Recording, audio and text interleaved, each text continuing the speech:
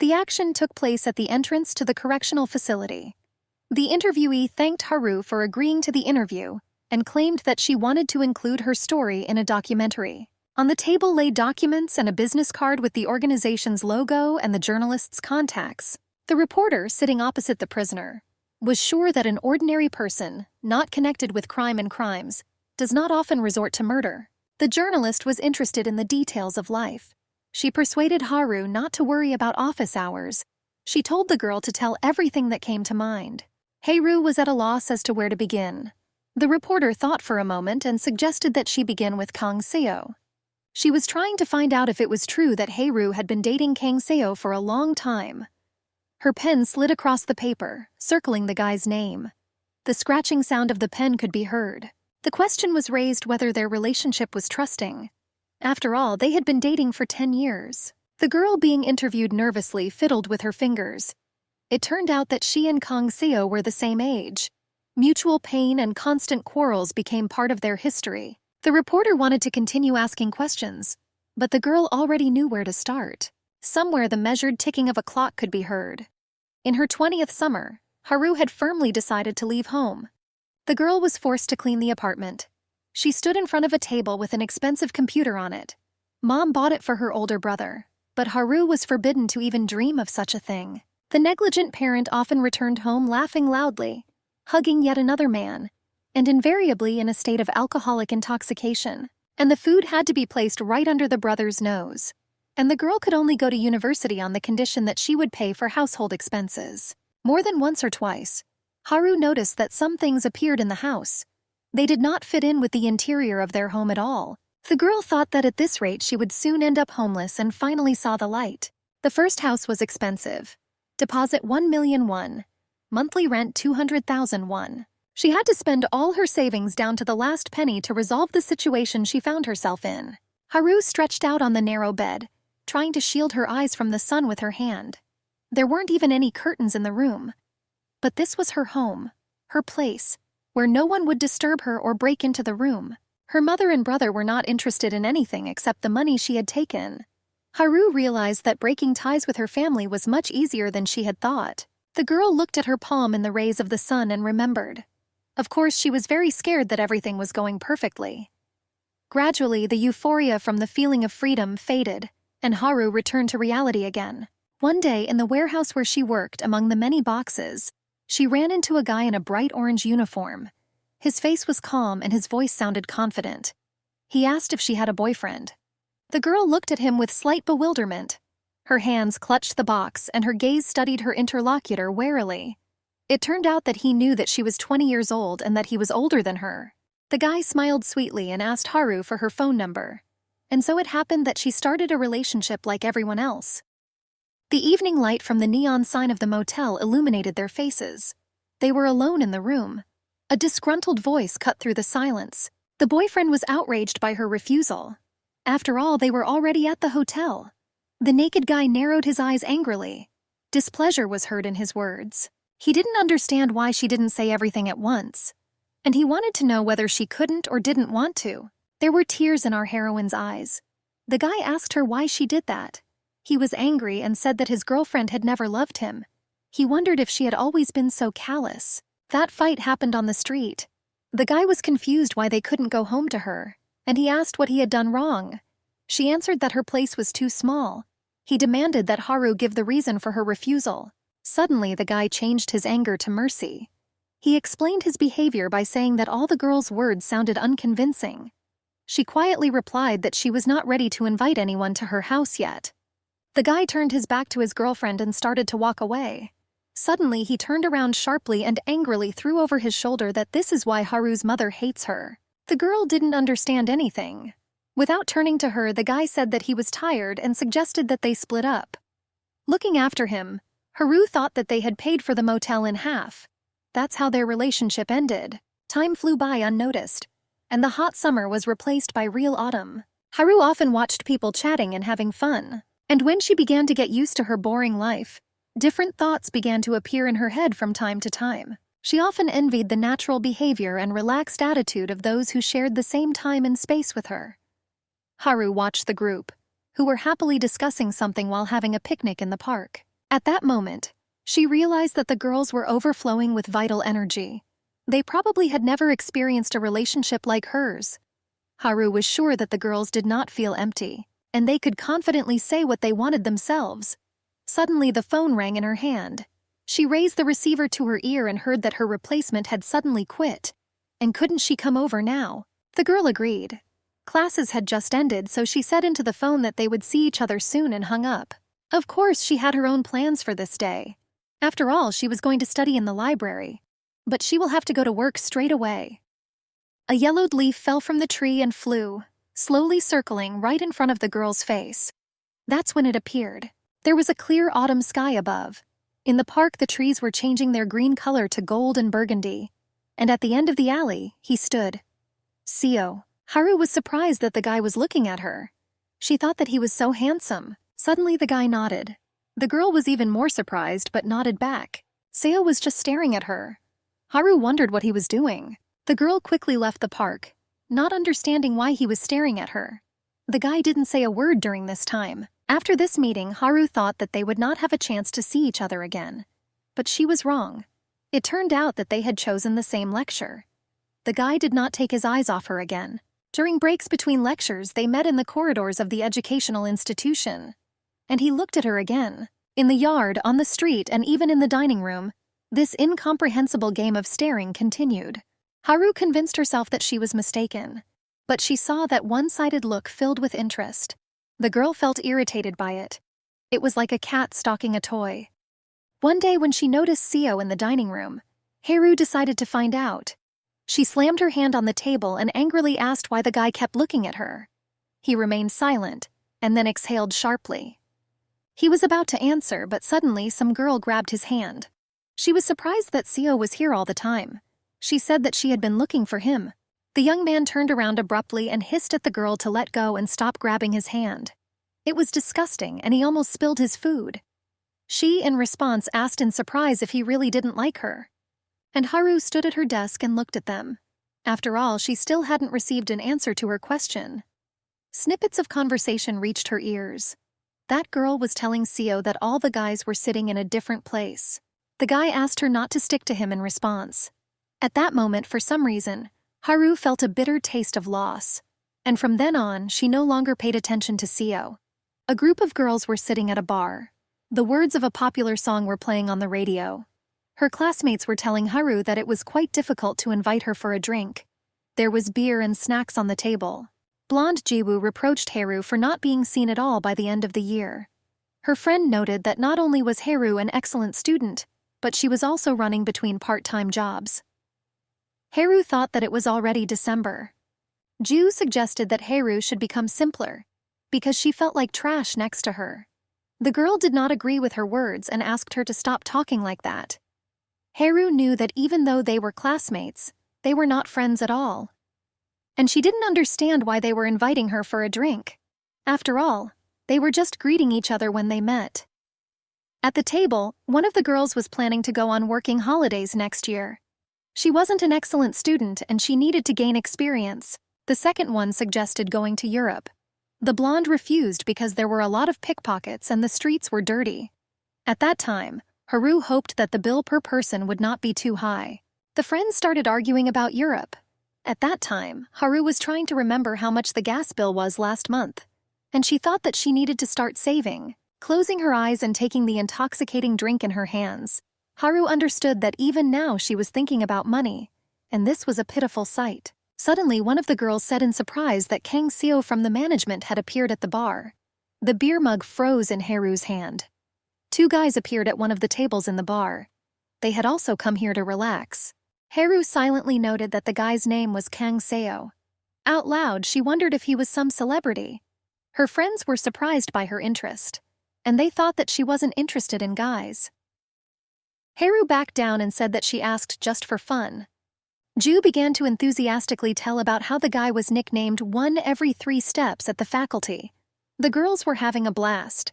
It turned out that the young man had a number shot every 3 steps, hence the nickname. It turned out later that the guy was asked to audition for an acting company, but he refused. His girlfriends thought that with a face like that, he should share it with all of Korea. At this time, Ju suggested making a bet. Whoever gets Seo's phone number doesn't have to pay for the alcohol. Her friend was indignant, saying that she had garbage in her head. And suddenly, she also agreed. Haru tried to stop the instigator. The blonde said that she was the first. She jumped out from behind the table like a bullet and went towards the table where the guys were sitting. Her friend wished her luck. The girls didn't hear the conversation, but they watched as the blonde came up and said something to Seo. He answered her, and loud laughter was heard around the table. Ju returned to their table not upset at all. She shared with her friends that the guy had a cool personality. It turned out that he had turned her down, but she was not sad at all.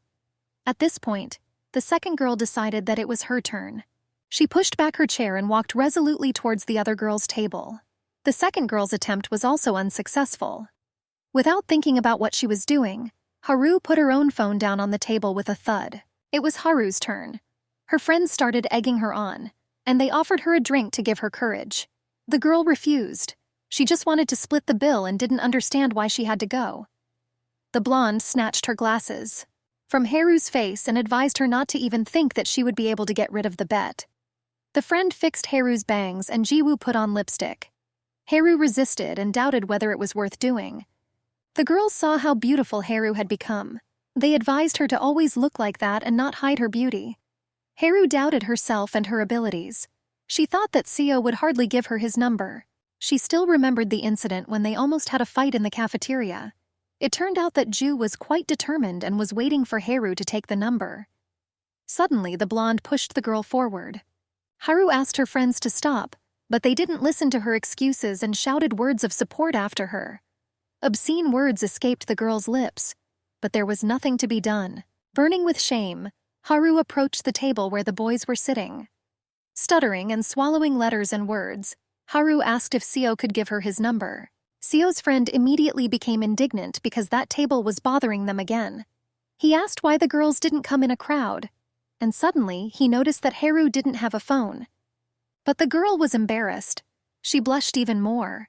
After all, the phone was still lying on the table. Mentally scolding herself with different words, Haru suggested going for the phone. Suddenly, Seo handed her the phone and told her to just write down her number. Then he could leave the call for her. The young people froze. Their eyes met. They could not take their eyes off each other. Haru was overcome with great excitement. Her whole body was shaking. Despite her surprise, she still accepted his proposal.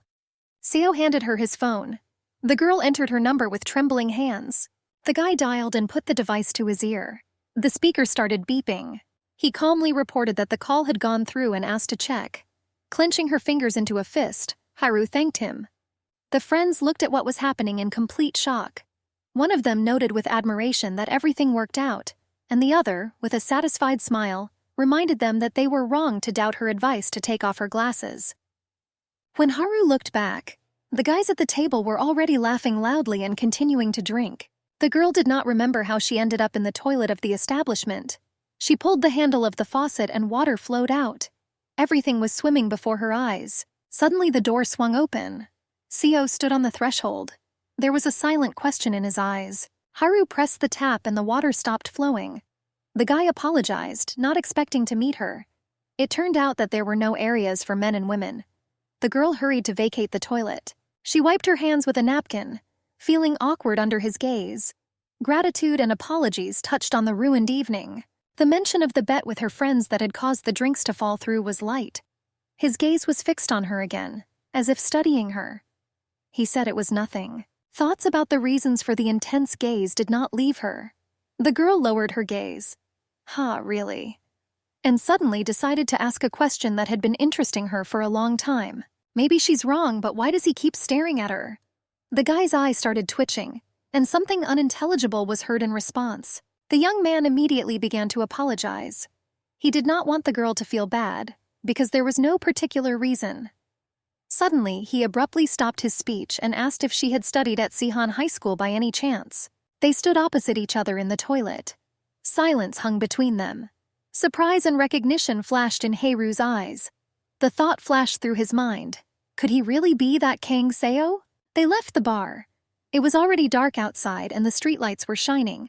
Snow was falling quietly. The guy handed the girl a can of soda. He explained that it was not surprising that she did not remember him, because he transferred to another school almost immediately. The girl thanked the boy for the drink. The words about transferring to another school explained a lot. The bench became their temporary shelter. The boy drank soda and admired the falling snow. The girl at that time was thinking about what had happened to him. After all, he was a head shorter then. Already in high school she had grown to 170 centimeters. The couple sat on a bench. The girl noticed that now she understood why he kept looking at her. After all, she didn't wear glasses in high school. The guy replied that this was only one of the reasons. Suddenly, a confession was heard because he liked the girl then. Haru had just taken a sip from the can. When these words were heard, she choked on the soda. The guy handed her a napkin. The girl coughed and wanted to know why exactly he liked her. He answered that he didn't know either. He just liked her. At that moment, he looked at the girl and smiled. Continuing to cough and press a napkin to her face, the girl was surprised that the guy didn't even bat an eyelid after such a statement. And she said that she didn't think that they could meet in such a surprising way. Haru was holding a can of drink in her hands. The girl was dressed lightly and her hands were shaking from the cold. The guy noticed this and asked if it was cold. It became clear that he had bought a cold soda in vain. Without admitting that she was cold, the girl lied that everything was bearable and squeezed her frozen hands. Suddenly, the young man began to unbutton his jacket. He offered to give it to the girl. He assured her that the cold did not affect him. Haru refused and waved her hands at him. She laughed and said that it was fine and there was no need to borrow clothes. Seo thought for a moment and suddenly took off the soft, cozy scarf from his neck, tenderly wrapping the girl in it. The young man muttered something under his breath. He decided to share at least this. He held the ends of the scarf in his hands and slowly pulled the girl towards him. The couple looked into each other's eyes. The words of a popular song about how, at least for this night, you want to forget about everything, came out of the speaker. Haru knew that she needed someone so desperately that even a fleeting show of concern was able to charm her. Their faces were getting closer. The tension was growing. And now the guy's lips were very close to hers. Haru decided to let things slide and let herself be pulled. They were sitting on a bench outside. It was a cold day. The girl was drunk, and the scarf seemed so warm.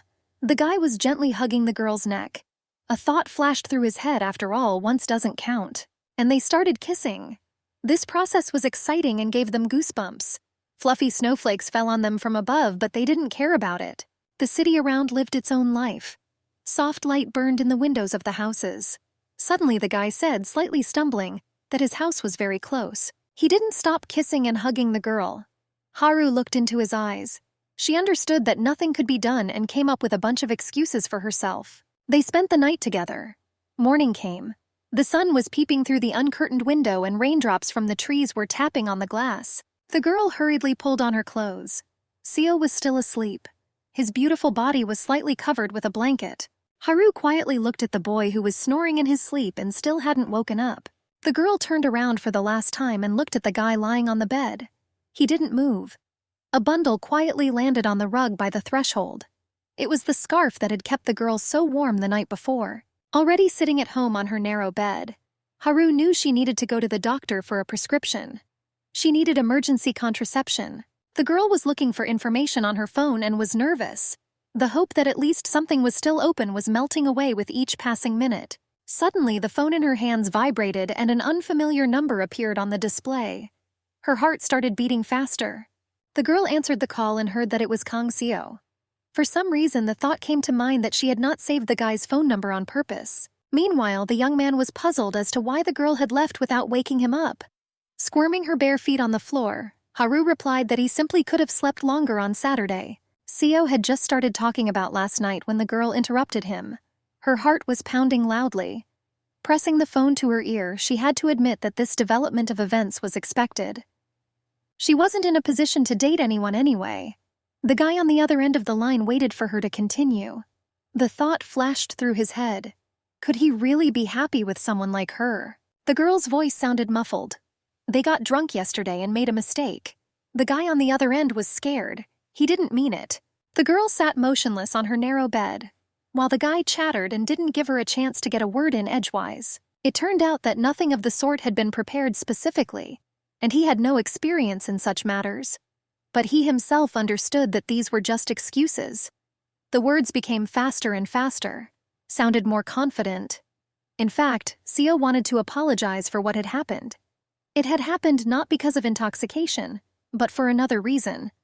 The thought that he might have seemed too persistent, or that the girl had agreed only out of politeness, did not give him any peace.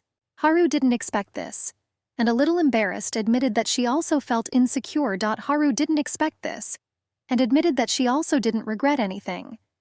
But now she needed to go to the hospital. Time was running out, and the medical facility was far from home. Suddenly, there was an offer to accompany the girl, but the young man did not insist or clarify about the address of residence. On the contrary, the guy offered to wait for the girl near some large building if she lived on Dahak Row. A young man and a young woman were sitting in the waiting room. There was a poster in front of them reminding them about vaccination. An invitation came from the office to go to the office of one of the patients from the queue. After giving an appointment to the next client, Chung Haru was invited into the office. After the examination, the girl was given her prescription. They also reminded her about the side effects of the drug. The medicine could be obtained at the pharmacy downstairs. The girl was billed 15,000 won for visiting the hospital and consulting a doctor. The girl had already opened her wallet. At this time, Seo took out his bank card and decided to pay for the appointment. Blushing and embarrassed, the guy asked about the seriousness of the side effects, and he apologized to the girl and hinted that next time he would be careful. The girl was a little confused by what was happening. She found this statement funny. Suddenly, the meaning of the thrown phrase reached her. The guy was talking about next time, and it was so natural. Their relationship began spontaneously and without an offer to date. Army. Completion of a master's degree. The study of nature and predispositions. These and other moments occupied a large place in the lives of young people. On their 7th anniversary, they even got matching rings. The guys were too different but at the same time similar, and they continued to stay together without even making any special efforts. And life went on as usual, and now the young people were standing at the final station at 30 years old. On the low table by the sofa stood a dirty cup with coffee residue at the bottom. Seo was playing on his phone. Haru stared thoughtfully into the distance with an unseeing gaze. The guy broke the silence, asking what time it was, but the girl remained motionless, propping her head up with her hand. Her thoughts were wandering somewhere far away. Suddenly, she nudged the guy in the knee and, as if just noticing, asked how long the mug had been there. Seo looked up from his phone and didn't immediately understand the question. His irritation was noticeable. He didn't remember when he put the mug down, but he confidently declared that since he left it, he would put it away. After all, it wasn't bothering anyone. Haru didn't answer. The guy stole a glance towards where his friend was sitting, and he was surprised by the blazing anger in her eyes. The girl began to scold him for the mess, reminding him of her warnings not to leave dirty mugs anywhere. Anger and irritation burned brightly in her eyes. The young man suddenly grabbed his girlfriend in his arms and began to squeeze her in his arms, agreeing with the words addressed to him. The room was filled with sounds of kissing, and the boy's conciliatory voice assured that it wouldn't happen again. After all, he realized everything. Haru doubted the truthfulness of his words. Seo's smile was so adorable. He promised to clean it up next time, and asked not to be angry with him. They would have sorted things out for a long time, but they were interrupted by the doorbell. The girl was in shock from what was happening, and the guy rushed to open the door. The food delivery had arrived. Haru didn't understand how to deal with her boyfriend's habits. After all, the same thing happened every day. The boyfriend put the box with the order on the table and deftly changed the subject. It turned out that the intercom was not working. The guy offered to discuss the repairs with the owner of the apartment. The thought that the girl would be left alone in the house without protection worried him. But the girl declined the offer. Her unwillingness to let strangers into the house sounded firm. There was still a sense of tension in the room. The couple sat on the couch. Haru held the remote, trying to engage her interlocutor with her choice of film. Their tastes didn't match. Seo wondered how anyone could watch a zombie movie while eating. He offered a more relaxed option about everyday life in the office. Haru ignored this offer and pressed the remote. Dark images appeared on the screen. Hopelessness and growing horror hung in the air. The zombies' faces were disfigured and their eyes were empty. The slurping sounds, streams of blood and heart-rending screams of the unfortunate did not add to the boy's appetite. The young people's argument continued. The young man was puzzled as to how one could watch such things while eating. He had completely lost his appetite. But Haru's appetite was lost at the sight of a mug of dried coffee, which she immediately reported. Her words caused confusion. Was she doing this on purpose because he had not put away the mug? Seo frowned. After all, he had already said that he would put the mug away later. The dishes were still on him.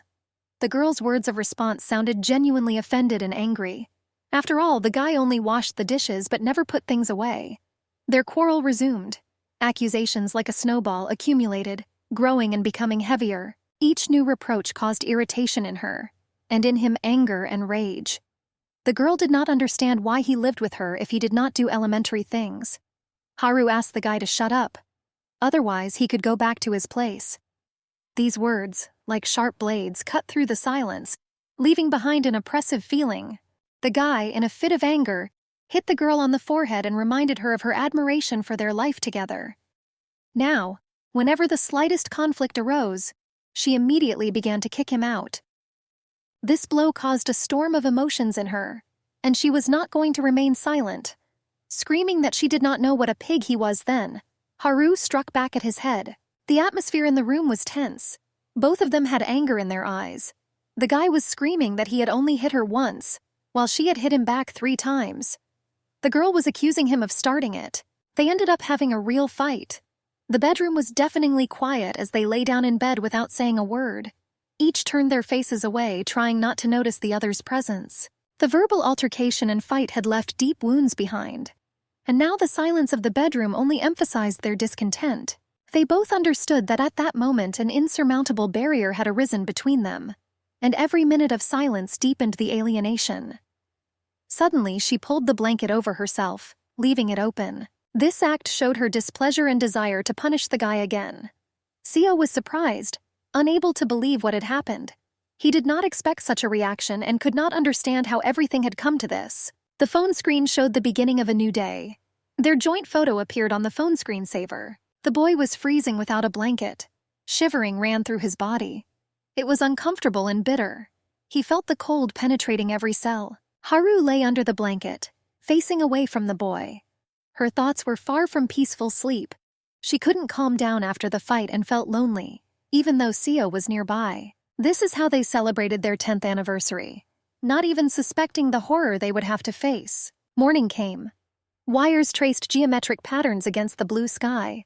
The air was filled with anticipation of a new day. Haru was putting on her makeup while sitting in front of the mirror. The guy's words of apology for yesterday echoed loudly in the silence of the apartment. The young man slowly buttoned the collar of his white shirt. The tension between them grew with each passing minute. The girl did not admit her guilt, blaming her partner for what had happened. Seo froze in front of the tall mirror in a tense pose. His words about the hope for mutual apologies caused indignation in the girl.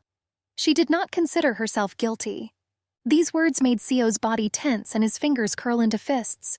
The guy accused the girl of being selfish. Suddenly she began to speak. The young man took a deep breath, trying to calm down. The proposal for reconciliation before work came out of the blue. Seo froze in indecision. After all, it was the first time he had heard of such a thing. The guy was confused and surprised. The only sound of surprise escaped his lips. He refused and insisted that now was not the time. The question of the time it took to get from home to work made him nervous. After all, it was his first day at work. A slight smile touched Haru's lips, and there was a hint of mockery in her words. The girl was clearly teasing and provoking the boy.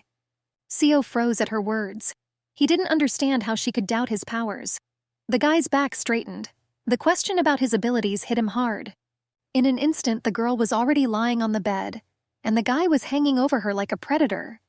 His hands were pressed into the mattress on either side of her head. Suddenly, Seo's fingers slowly reached for the buttons of his shirt. Fire flared in his eyes.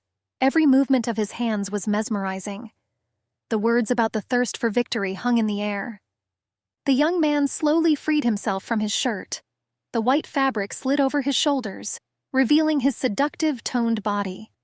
Each movement radiated confidence and strength. The guy with a grin promised the girl that soon she would only be able to crawl. Haru, in response, covered her mouth with her hand and expressed doubt in his words with uncontrollable laughter. Some time later, the clock continued its indifferent countdown, quietly ticking away the morning time, the beginning of 8. But the room was already breathing with completely different emotions. The silence became almost palpable. The young people lay there, avoiding each other's gaze. Suddenly, Haru began to accuse the guy of bragging. He justified himself by saying that he simply took pity on the girl, afraid of being late. The couple lay under a yellow checkered blanket. Neither wanted to go to work. Seo wondered why people had to work. The young man began getting ready for work again. Every movement was filled with an echo of recent intimacy. Suddenly, the girl remembered the gift she had forgotten yesterday. The morning light fell on the boy's bare shoulders. The shirt froze in his hands. He looked in surprise at the object the girl was holding out to him. There was a soft click as the box opened. The striped tie inside was a gift to celebrate his new job. The boy looked at the gift in surprise. Haru casually said that the tie could be used for everyday wear. It was inexpensive. Seo said words of gratitude, and at that moment something changed. Their eyes met, and the world around them froze. The girl reached out to him. Their lips met. The words about love sounded a little hoarse and hung in the air like fragile snowflakes. The morning sun was reflected in the windows of the office buildings. The news of the new experienced employee was spreading through the floors. The manager introduced Seo to the team. Each member of the team had to tell the newcomer about their part of the job, passing the baton to each other. In a spacious office divided into work zones, colleagues carefully examined the new employee. One after another, they will introduce him to the specifics of the department's work. At one of the desks sat a girl with an unusual hair color. Behind her, words were heard that their office recruited employees based on beauty. Another loud whisper contradicted this statement. A group of 4 young people went out for a smoke break. They were introducing the newcomer to the business.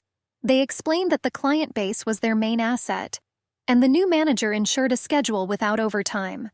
The boys stood around an unkempt flower bed, where cigarette butts stood next to dried plants. The conversation smoothly flowed to Seo's past work experience. High demands and overtime were common there. The department head, 40-year-old No Woo-jin, also asked one of the employees about his experience working at a confectionery factory. The men were smoking. Their conversation smoothly turned to a discussion of various work issues. One of his colleagues suddenly changed the subject and complimented Seo on his excellent physical shape. The conversation about the gym stirred up a stir. Woo-jin stroked Seo's shoulders and enthusiastically suggested that they train together. At that moment, the guy felt awkward at the proximity of his boss. An employee with an unusual hair color came out of the building. One of her colleagues asked a question, breaking her reverie. The girl absent-mindedly confirmed that she was heading for coffee. The man's words of gratitude sounded quite sincere. Her answer and slight bow were modest and somewhat embarrassed. Exhaling smoke, No Woo-jin spoke words that sounded slightly puzzled about her lack of smile. After all, it was more pleasant to work in a friendly team, and she was the only woman in the entire department. His colleagues addressed him with a remark. They spoke about his habit of grumbling. Their words sounded like a reproach about the boss's tendency to spread gossip. Seung-hee moved away from them, and the young people continued to discuss and argue about whether this was gossip or not. Seo was perplexed by the situation. Although he didn't care, he realized that he had ended up in a male group. The evening city was painted in purple tones. The windows of skyscrapers glowed with neon lights. The boss praised Seo and highly appreciated his work for the past day. The men went out for a smoke break again. Their conversation turned to work-related matters. The friendliness of the superior seemed sincere, and the words about helping at any moment sounded natural. No Woo-jin's figure in a long coat slowly retreated down the corridor. He had to go up to report to his boss. Seo was allowed to return to the office after he finished smoking. The boy flicked his lighter, trying to light a cigarette. A sudden blow from a broom on his back broke the silence of the evening. His body jerked in surprise. An indignant female voice with curses broke the evening silence. Seo turned towards the scream. An elderly woman with a broom stood in front of him, her whole figure expressing discontent. The guy froze with a surprised look. The words about the ban on smoking in this place hung in the air. The woman started screaming about the cigarette smoke that was making her uncomfortable. The young man tried to find out who she was and why she had hit him. The enraged stranger stood before his interlocutor with a tense face. His words about owning the neighboring building sounded harsh, but brought clarity to what was happening. Seo shuddered. The cries of indignation did not subside. Then threats were made against him. The guy did not argue and even tried to apologize. The young man noticed a sign for a smoking area, noting the pain in his back from being hit with a broom. He frowned, remembering how he used to smoke calmly with his colleagues. Annoyance showed on his face. The guy finally lit a cigarette. Suddenly, a quiet sob reached his ears. Seo turned his head sharply, distracted from his thoughts. Not far from where he was, he noticed a girl from their department. She was crying, and her sobs broke the silence. The two stood in silence in the smoking area. The silence between them was almost palpable. The light from the lanterns created soft shadows on the empty benches. There was no one else in the yard. Seo suddenly felt awkward. He and the girl were strangers, but ignoring her presence was not very polite. And the girl seemed not to notice the stranger's presence. A loud sound cut through the silence. It was either a deep exhalation or a stifled sob. Seung-hee tried in vain to light a cigarette. The clicks of the lighter echoed in the silence, one after another, and to no avail. Seo took a drag on his cigarette.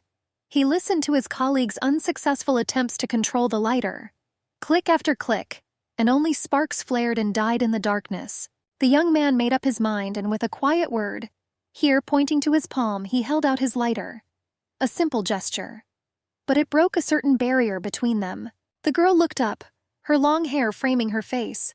Tears were rolling down her cheeks as she stood there, still clutching the unlit cigarette. Seo started to talk about his colleague's empty lighter, but the words got stuck somewhere halfway.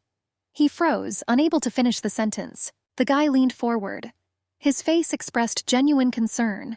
His outstretched hand with the lighter froze in the air, and a question sounded as to whether everything was okay with the girl. Seo noticed the glistening tear tracks on her cheeks. Her eyes filled with worry as he tried to find the right words. The girl's gaze was wary and full of unspoken emotions. He glided past Seo as if trying to find a foothold in space.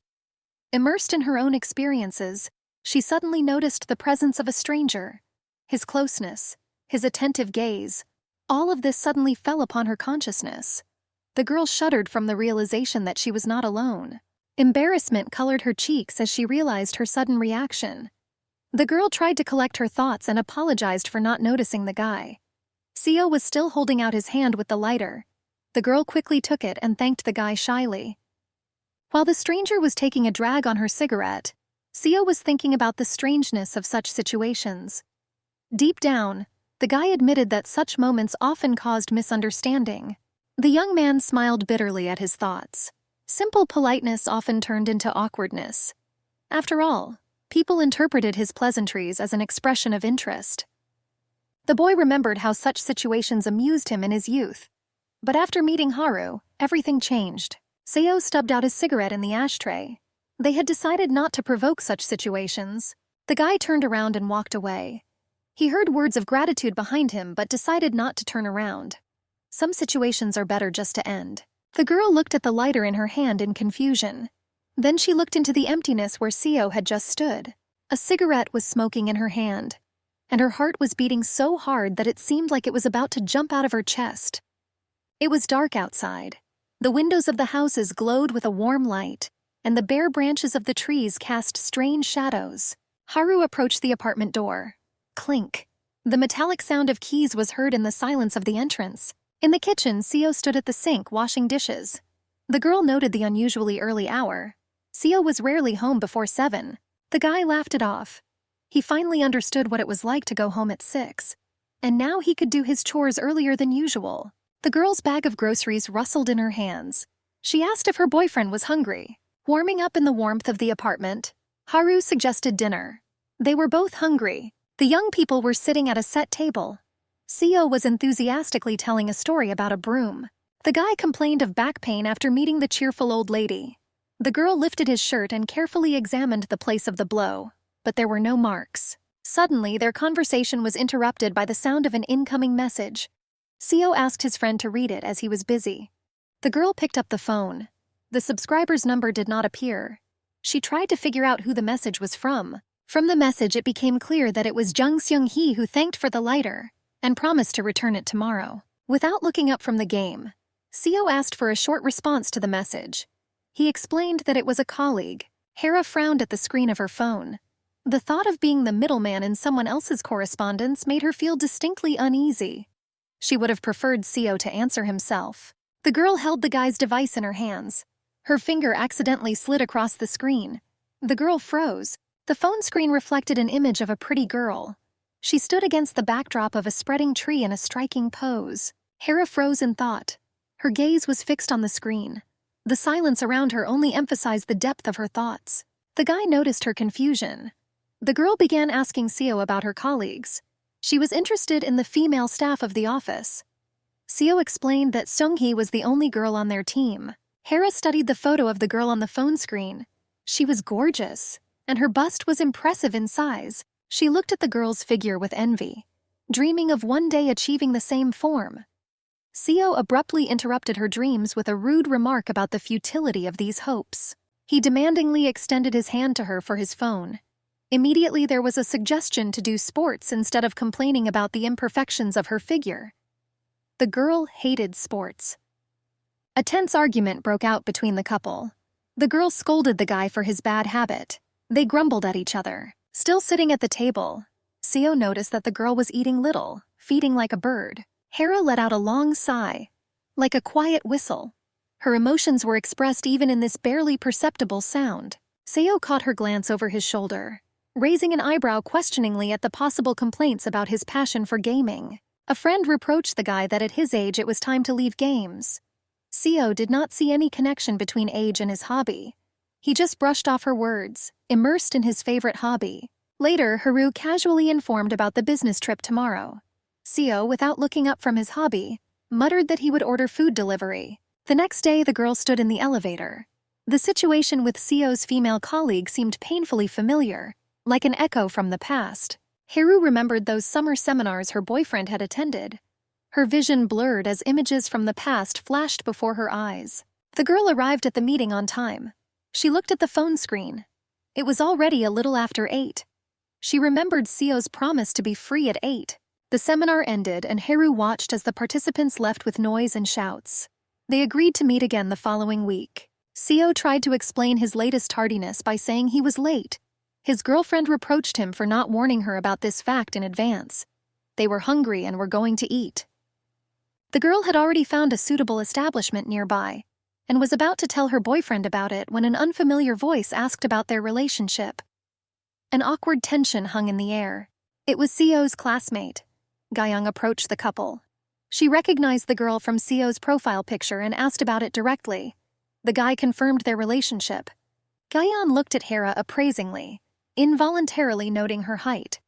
She made a compliment, but there was a slight hint of envy in it. The girl modestly thanked him in return. Seo pulled his friend closer, casually confirming their relationship. There was pride in his voice, and Haru tried to cope with the unexpected turn of events. In the evening light, their silhouettes seemed to merge. The girl felt the warmth of his hand on her shoulder. The city lights created a special, almost magical atmosphere around them.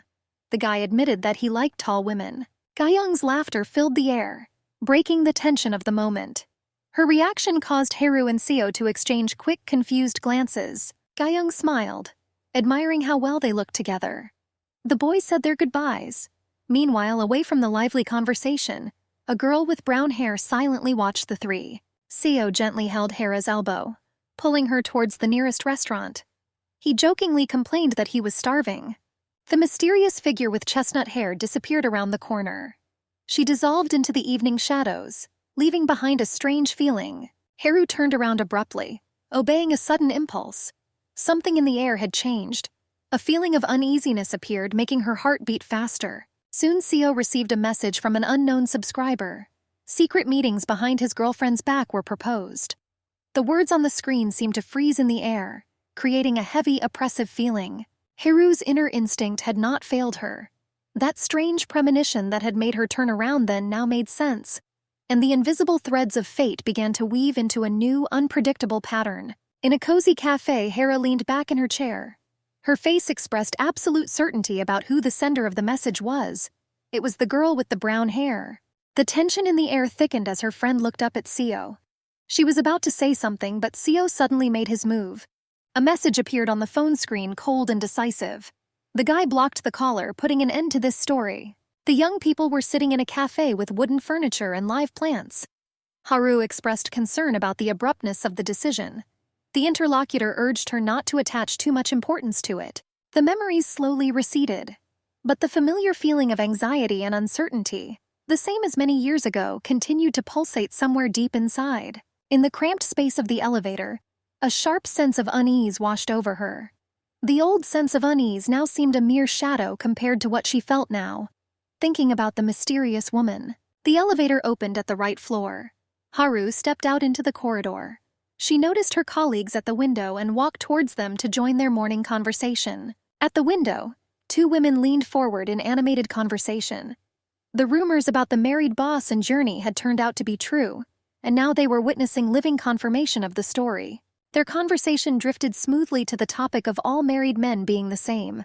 Unspoken observations and assumptions hung in the air as they continued their quiet conversation by the sunlit window. Their hushed voices took on a new interest. The conversation turned to a scandalous story. Yeren had been accused of having an affair with a married professor and had been fired from the lab. The conversation was supplemented by new details about Yeren's appearance in the company. There were rumors that the boss personally contributed to her employment. Haru pondered the strangeness of the situation, not understanding why this gossip should bother her. After all, they weren't working with her. Haru was taken aback by the sudden summons to her boss's office.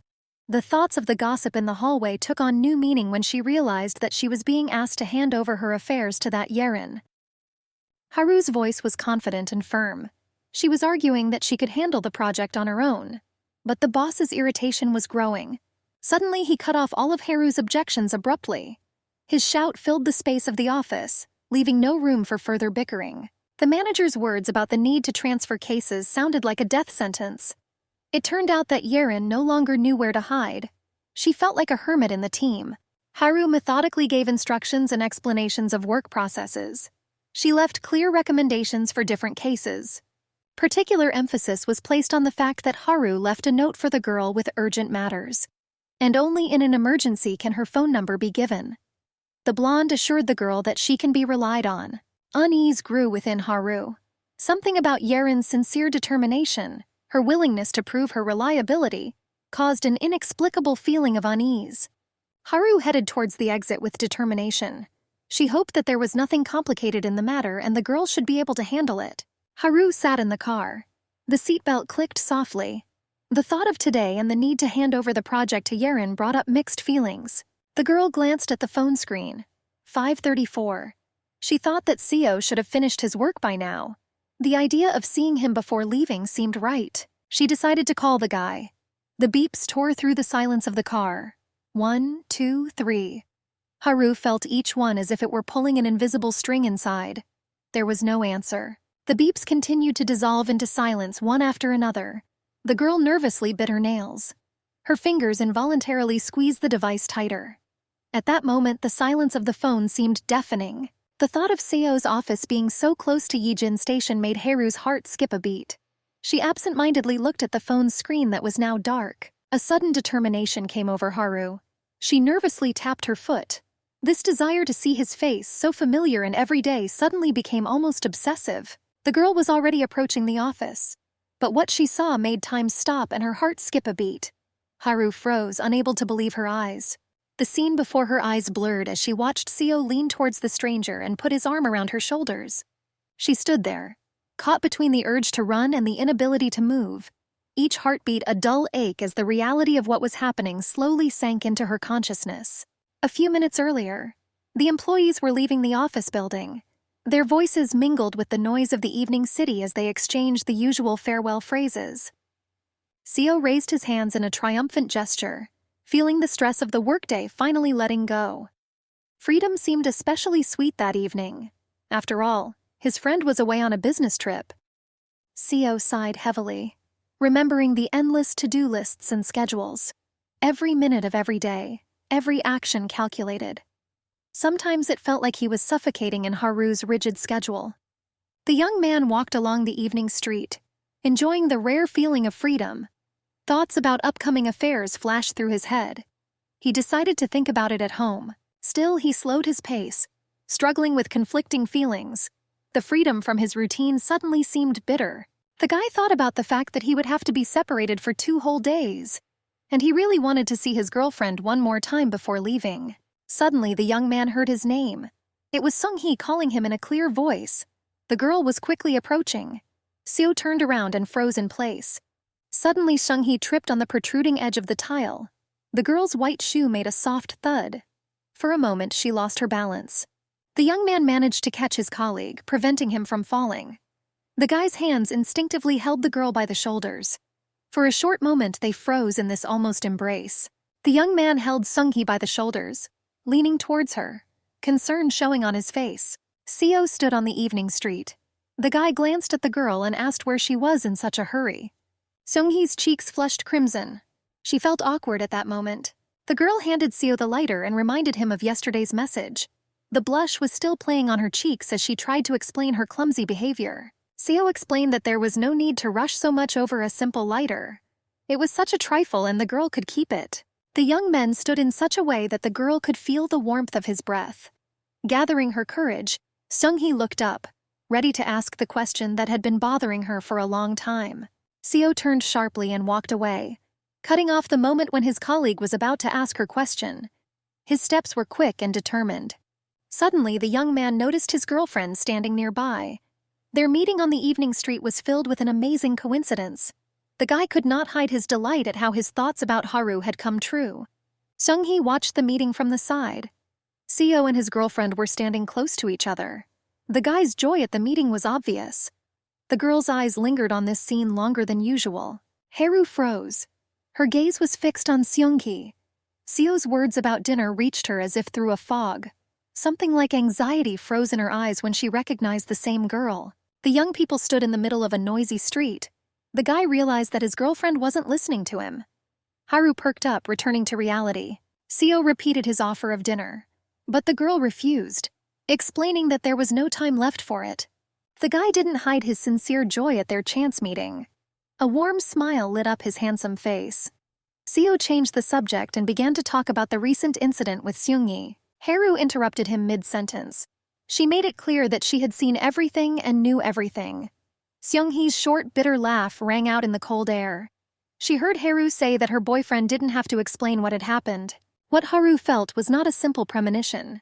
It was a deep inner understanding, a confirmation of what she already knew on a subconscious level.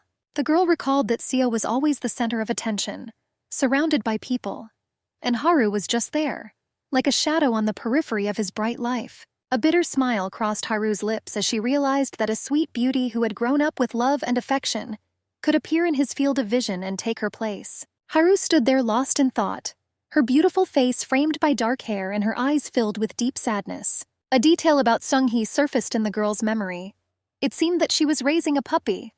Haru remembered the image on the phone screen. Seo animatedly showed pictures on his phone screen. 3 snow-white puppies were nestled on a pink checkered blanket. His voice sounded excited as he talked about a friend's recent litter. The guy was talking enthusiastically about his friend's pets, who were looking for a new home. Haru sharply and categorically rejected the offer. There was a hint of reproach in Seo's words. After all, the girl hadn't even given the puppies a glance. Haru's thoughts were wandering somewhere far away, while the words about pets dissolved into thin air. Suddenly, the girl began methodically listing the reasons why a dog was a bad idea. Seo watched her reaction, confused. He had only asked if they wanted to get a puppy. The young man said conciliatorily that he just wanted to talk about puppies, not suspecting that this topic would cause such a reaction. The girl was against any animal. Haru stood at the conference room table, lost in her memories of her recent conversation with Seo. Her categorical rejection of the idea of puppies now seemed too abrupt. The sound of an incoming call pulled her out of her reverie. The person on the other end of the line wanted to know who was responsible for the law training courses. Haru answered automatically. The voice sounded familiar to her. The girl listened intently to her interlocutor, trying to find a solution to the problem with the rates. The person on the other end insisted on a refund. There was a distinct sense of tension in the conversation. Haru frowned. She tried to find the right words to respond. At the end of the conversation, the girl asked how the caller had gotten her personal number. There was tension in her voice. Haru froze, realizing the meaning of the answer. It turned out that the personal number was suggested by a colleague with a childish voice. Yerin. The girl sighed wearily, explaining the established procedure to the caller. After all requests had to go through the central office. The thought that Yerin was involved in this situation only complicated an already difficult day. Haru's fingers slid across the phone screen, finding the contact she was looking for. The phone rang out. A childish voice answered. Haru's voice was reserved and stern as she demanded an explanation from Yerin for sharing her personal phone number. The blonde quickly began to justify herself, referring to the alleged permission she had received, but Haru immediately clarified the boundaries of this permission. After all, it only concerned certain people from the list. There was a poorly concealed irritation in Haru's words. The girl asked the employee clearly whether it was really that hard to understand simple instructions. She emphasized the need to clarify if something was unclear. The blonde on the other end admitted her mistake with obvious remorse, promising to be more careful in the future. Haru briefly accepted her apology, ending the unpleasant conversation. As she hung up, she allowed herself a moment of quiet hope. Perhaps this conversation would help Yerin better understand the importance of professional boundaries. A loud, surprised cry echoed through the courtyard of the office building. It bounced off the walls of the houses and made people turn around to look at the source of the unexpected cry. Seo's colleague froze in the middle of the yard. His face contorted in shock as the monstrous difference between the ordered pieces and the boxes dawned on him. The scale of the error was shocking. The man stood opposite the boy and smiled bitterly. So many years of impeccable work and now such a monstrous mistake. Despair overwhelmed the man as he realized the gravity of the situation. The order was already on its way. The deadline was tight, and his only hope was to try to sell at least half of this unexpected volume. In a fit of despair, he grabbed both of Seo's hands. His eyes were shining with hope for salvation, and he begged the new employee to look for additional customers. Seo continued to politely refuse the role of savior that was forced upon him, while his colleague continued to shower him with compliments. The desperate man insistently urged the young man to stay after work and deal with the problem for him. He quickly explained the reasons why he could not do it himself. Suddenly, the man started talking about compensation. This took Seo by surprise. He couldn't believe his eyes. In the gloom of the empty office, the guy was left alone, having given in to persuasion. The shadows thickened between the rows of tables, creating an almost ghostly atmosphere of an evening workspace. Seo thoughtfully looked at the coupons he had received for dinner at the hotel. He was a little sorry that he had fallen for the persuasion, but he hoped that Haru would be happy, and he didn't have to think about where to spend Christmas. In the quiet of the dark office, the sudden sound of typing was heard, disturbing the boy's solitary thoughts. Seong-hee was typing something at her desk. Seo mentally rolled his eyes when he learned that his colleague had managed to drag a girl into this story as well. Her willingness to help only increased his irritation at the imposed situation. Seong-hee's question about the girl she saw near the office caught Seo off guard, breaking him out of his thoughts about the coupons. The guy simply confirmed that it was indeed his girlfriend. Seong-hee smiled and noted her beauty. The girl's remark about the appearance requirements for a relationship with Seo hung in the air like a tense silence. The guy did not agree with her opinion. In the quiet of the office, a question suddenly rang out. Seong-hee asked how long their relationship had been going on. Seo was silent. His request to return to work was an eloquent answer to the question asked. Unexpectedly, the young man said that his colleague shouldn't have stayed. Seong-hee, in her defense, said that it was her mistake too. And in her heart, she already regretted asking the question. The office was silent except for the clicking sounds of typing. Seo's fingers hovered over the keyboard, the number 10 years echoing in his mind. The guy stared ahead in silence. He didn't understand why he couldn't say the number out loud. The young man's fingers tapped quickly on the keyboard. Seo convinced himself that silence was the right thing to do. Personal life should remain personal. The conversation with Seong-hee weighed heavily on him. He decided to go out for a smoke and call his superior. It seemed like the only way to escape the awkward questions. The door closed behind the young man. The slam echoed throughout the office. Seong-hee watched the door close. Their work was over. The guy asked to save the files and send them to the chat for verification. The folder with the documents was supposed to go to the general chat. Seo held the phone to his ear as he stood at his desk. His senior colleague was grateful for the help. The guy returned to the office.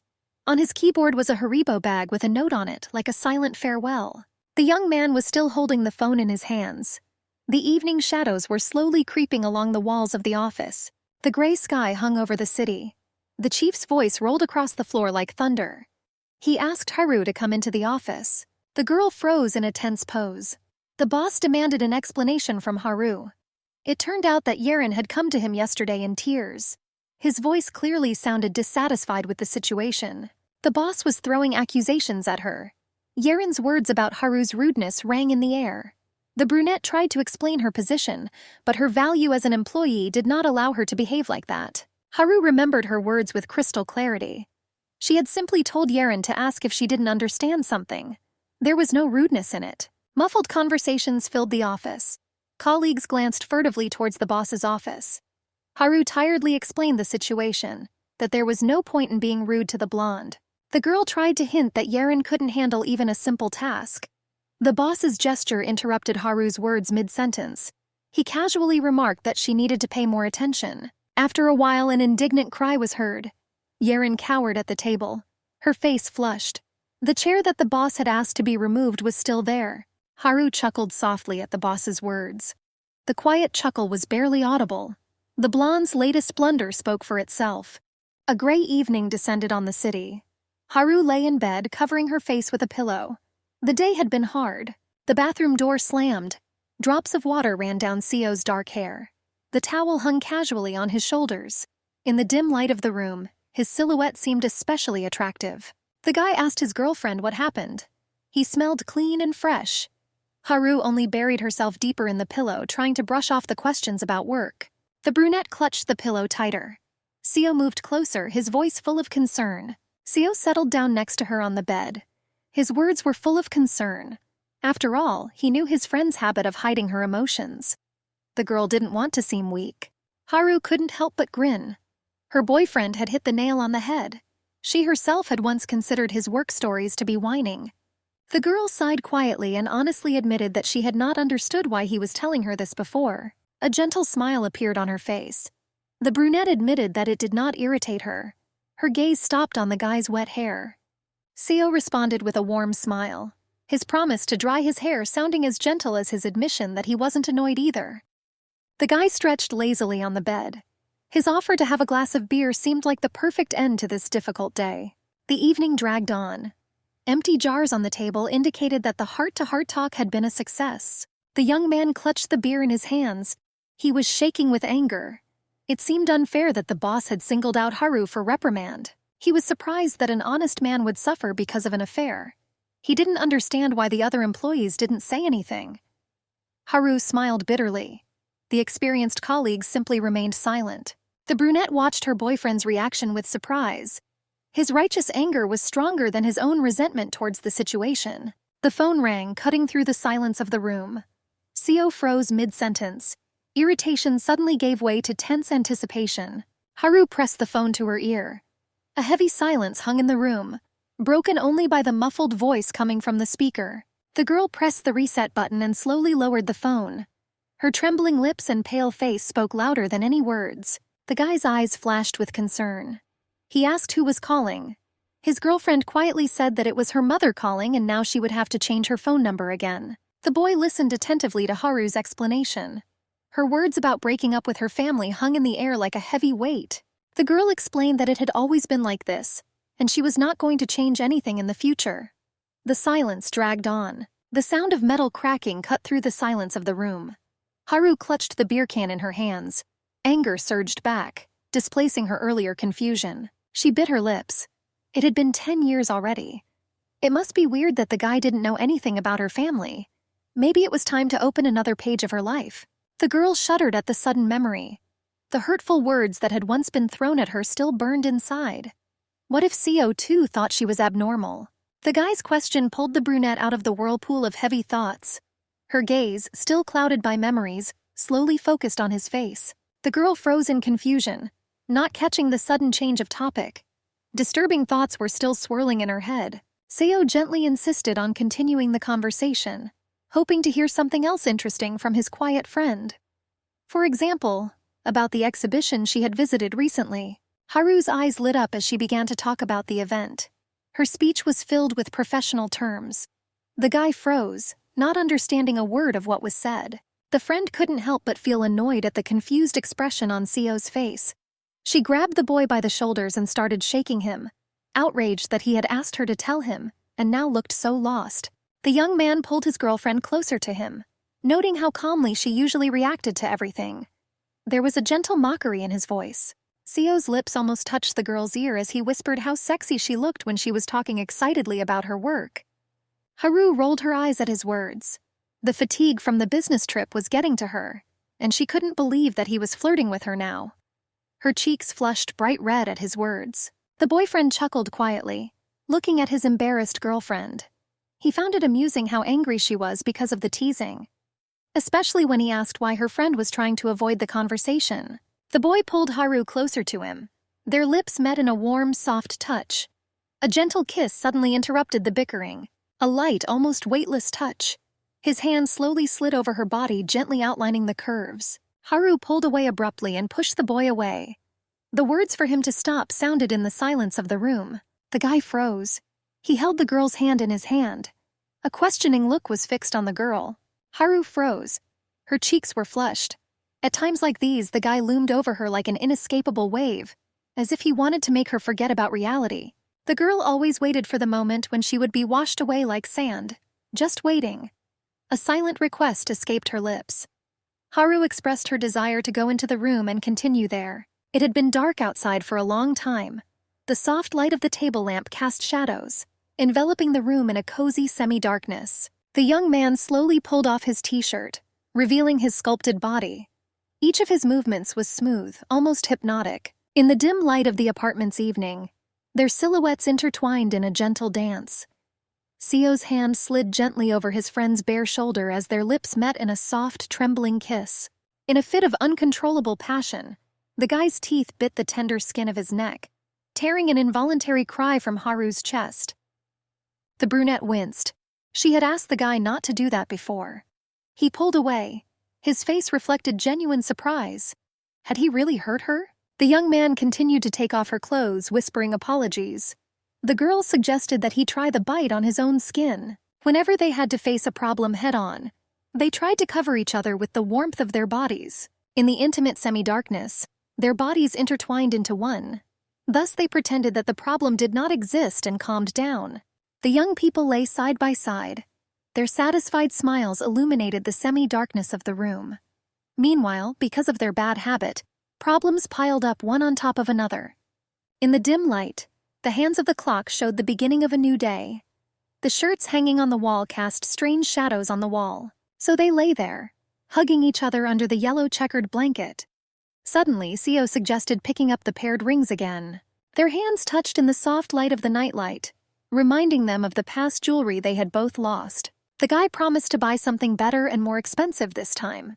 The girlfriend suggested spending the money on something tasty, rather than risk losing another pair of trinkets. In the silence of the night room, the girl rather abruptly dismissed the idea of rings, noticing their general indifference to them. Seo froze mid-sentence, not finishing something about their future together. In the semi-darkness of the bedroom, the words about the future dissolved into silence. Haru, lying under the blanket, did not hear them. She teased her boyfriend about his age when he hesitated. The shocked guy muttered that he had forgotten his unspoken thought. In the semi-darkness of the bedroom, the sleeping Haru muttered about the ordered dietary supplements, recommending that she start taking them from tomorrow. In the silence of the night, Seo looked thoughtfully at his sleeping friend. He heard her muttering that vitamins strengthen memory. The guy gently touched the dark strands of the girl's hair. Sometimes, watching her peaceful sleep, he caught himself thinking that she was about to shatter into pieces, like broken glass. The school's massive brick building towered over the green courtyard, its large windows reflecting the light of that distant day 16 years ago. The sounds of kicking balls and tramping feet echoed through the schoolyard. The boys were chasing a football. Their energetic movements and shouts filled the air with the spirit of excitement. The ball flew past the goalkeeper's hands and hit the goal net, stretching it from the force of the blow. The fans in the schoolyard burst into cheers, their cries echoing throughout the entire field. Kang Seo's classmates surrounded him, their enthusiastic voices and friendly claps expressing their complete confidence in his talent. There, on the playing field, the opponents exchanged impressions of the past game. The opposing goalkeeper noted the incredible speed of some kid. Seo was the center of attention. The boy shrugged and insisted that it didn't matter how tall you were to play football well. And in the school corridor, two girlfriends were discussing a recent game. Their lively conversation attracted the attention of the football players passing by. The girls shared their impressions of the game in general, and the skills of the handsome Ju Nyeon. Their enthusiastic comments echoed throughout the entire floor. Seo walked down the hallway, smiling smugly. After all, he had scored all the goals in the previous match. Suddenly the boy stopped, hearing a question about himself. The answer shocked him. He was compared to a Pomeranian. Seo stood in the middle of the hallway, stunned, his eyes wide and mouth slightly open, expressing his complete shock at the unexpected comparison to a fluffy puppy. The girls whispered that only tall guys should play football. The short ones look ridiculous on the field. The boy walked past, but he managed to hear mocking comments about short legs. His shoulders tensed slightly. Some time later, in the school corridor after the bell rang, Haru was exchanging her last words with the teacher who had offered to help. At that time, the boy was leaving the door of the neighboring classroom. Suddenly, the boys found themselves face to face. Their height difference was especially noticeable when the girl looked down at the boy. In tense silence, they stood facing each other. Their eyes met and the school children froze in silent confrontation. At the moment when his friends called out to Seo, he was surprised to notice the tall height of the girl standing in front of him, after which the students dispersed in different directions. Haru glanced over her shoulder, her long black hair swaying with the movement. A quiet and diligent model student. Seo's thoughts were occupied by the height difference with the tall stranger. He was a teenager with a lot of complexes. In the empty school corridor, the boys each went their own way. This is how they looked at 14 years old. In a physical education class. In the school gym, the coach gave the command to split into pairs for a game of dodgeball. Each team should consist of a boy and a girl. Short comments and disgruntled remarks from the students began to be heard in the hall, while the coach explained the rules for assigning pairs. School children began to actively choose a partner for themselves, looking around in search of a suitable partner. Haru and her friend were worried that all the tall guys had already been taken by other girls. They needed to find someone tall too. The interlocutor was worried, because otherwise she would have to pair up with the short-legged Seo. Hearing the conversation about himself, the boy felt his heart begin to beat faster, and the blood pounded in his temples. The schoolboy flushed with anger when he heard their disdainful words. He responded rudely, but his girlfriends only laughed, making it clear that they were not talking to him. Seo was often upset about his height. Sometimes he would beg his mother in tears for a miraculous growth shot, and she would gently reassure her son, promising that time would change everything. The tall girl's suddenly outstretched hand and unexpected invitation to form a couple made the boy freeze in amazement. Seo froze in confusion. He was surprised by the offer. Bitterness flared up in his chest. The boy was sure that this was just another mockery of his height. The schoolboy refused. He even suggested finding someone taller for a partner, but the girl resolutely insisted on being with him. The boy couldn't quite figure out the reason why Haru was so insistent on being paired with him for a game in physical education class. The brunette looked straight at Seo with her dark eyes and gave a simple answer to the question about the reasons for the choice. Haru mentioned that she had seen a soccer game. The boy suddenly realized that he had been wrong in thinking that she was only fixated on her studies. The very first game ended in defeat for them. The couple found themselves on the bench. They were forced to watch the other participants. The clumsy ball hit Haru right on the head. Her teammate criticized her lack of athleticism and slowness. The girl could only apologize sheepishly. Haru promised that she would try harder next time and suggested that they partner up again. But the plans were not destined to come true due to the boy's sudden transfer. At his new school, Seo often caught admiring glances from those around him. All his previous fears and insecurities disappeared without a trace, leaving behind worries about his own growth and awkwardness. The boy constantly heard snippets of conversations about himself coming from different corners of the corridors and classrooms. Everyone discussed him with admiration and compared him to a celebrity. Due to frequent translations, the young man had to learn to be friendly. But he was always surrounded by people, so he did not feel inferior. And yet, the absence of flaws is still a flaw. Ultimately, it resulted in a primal fear.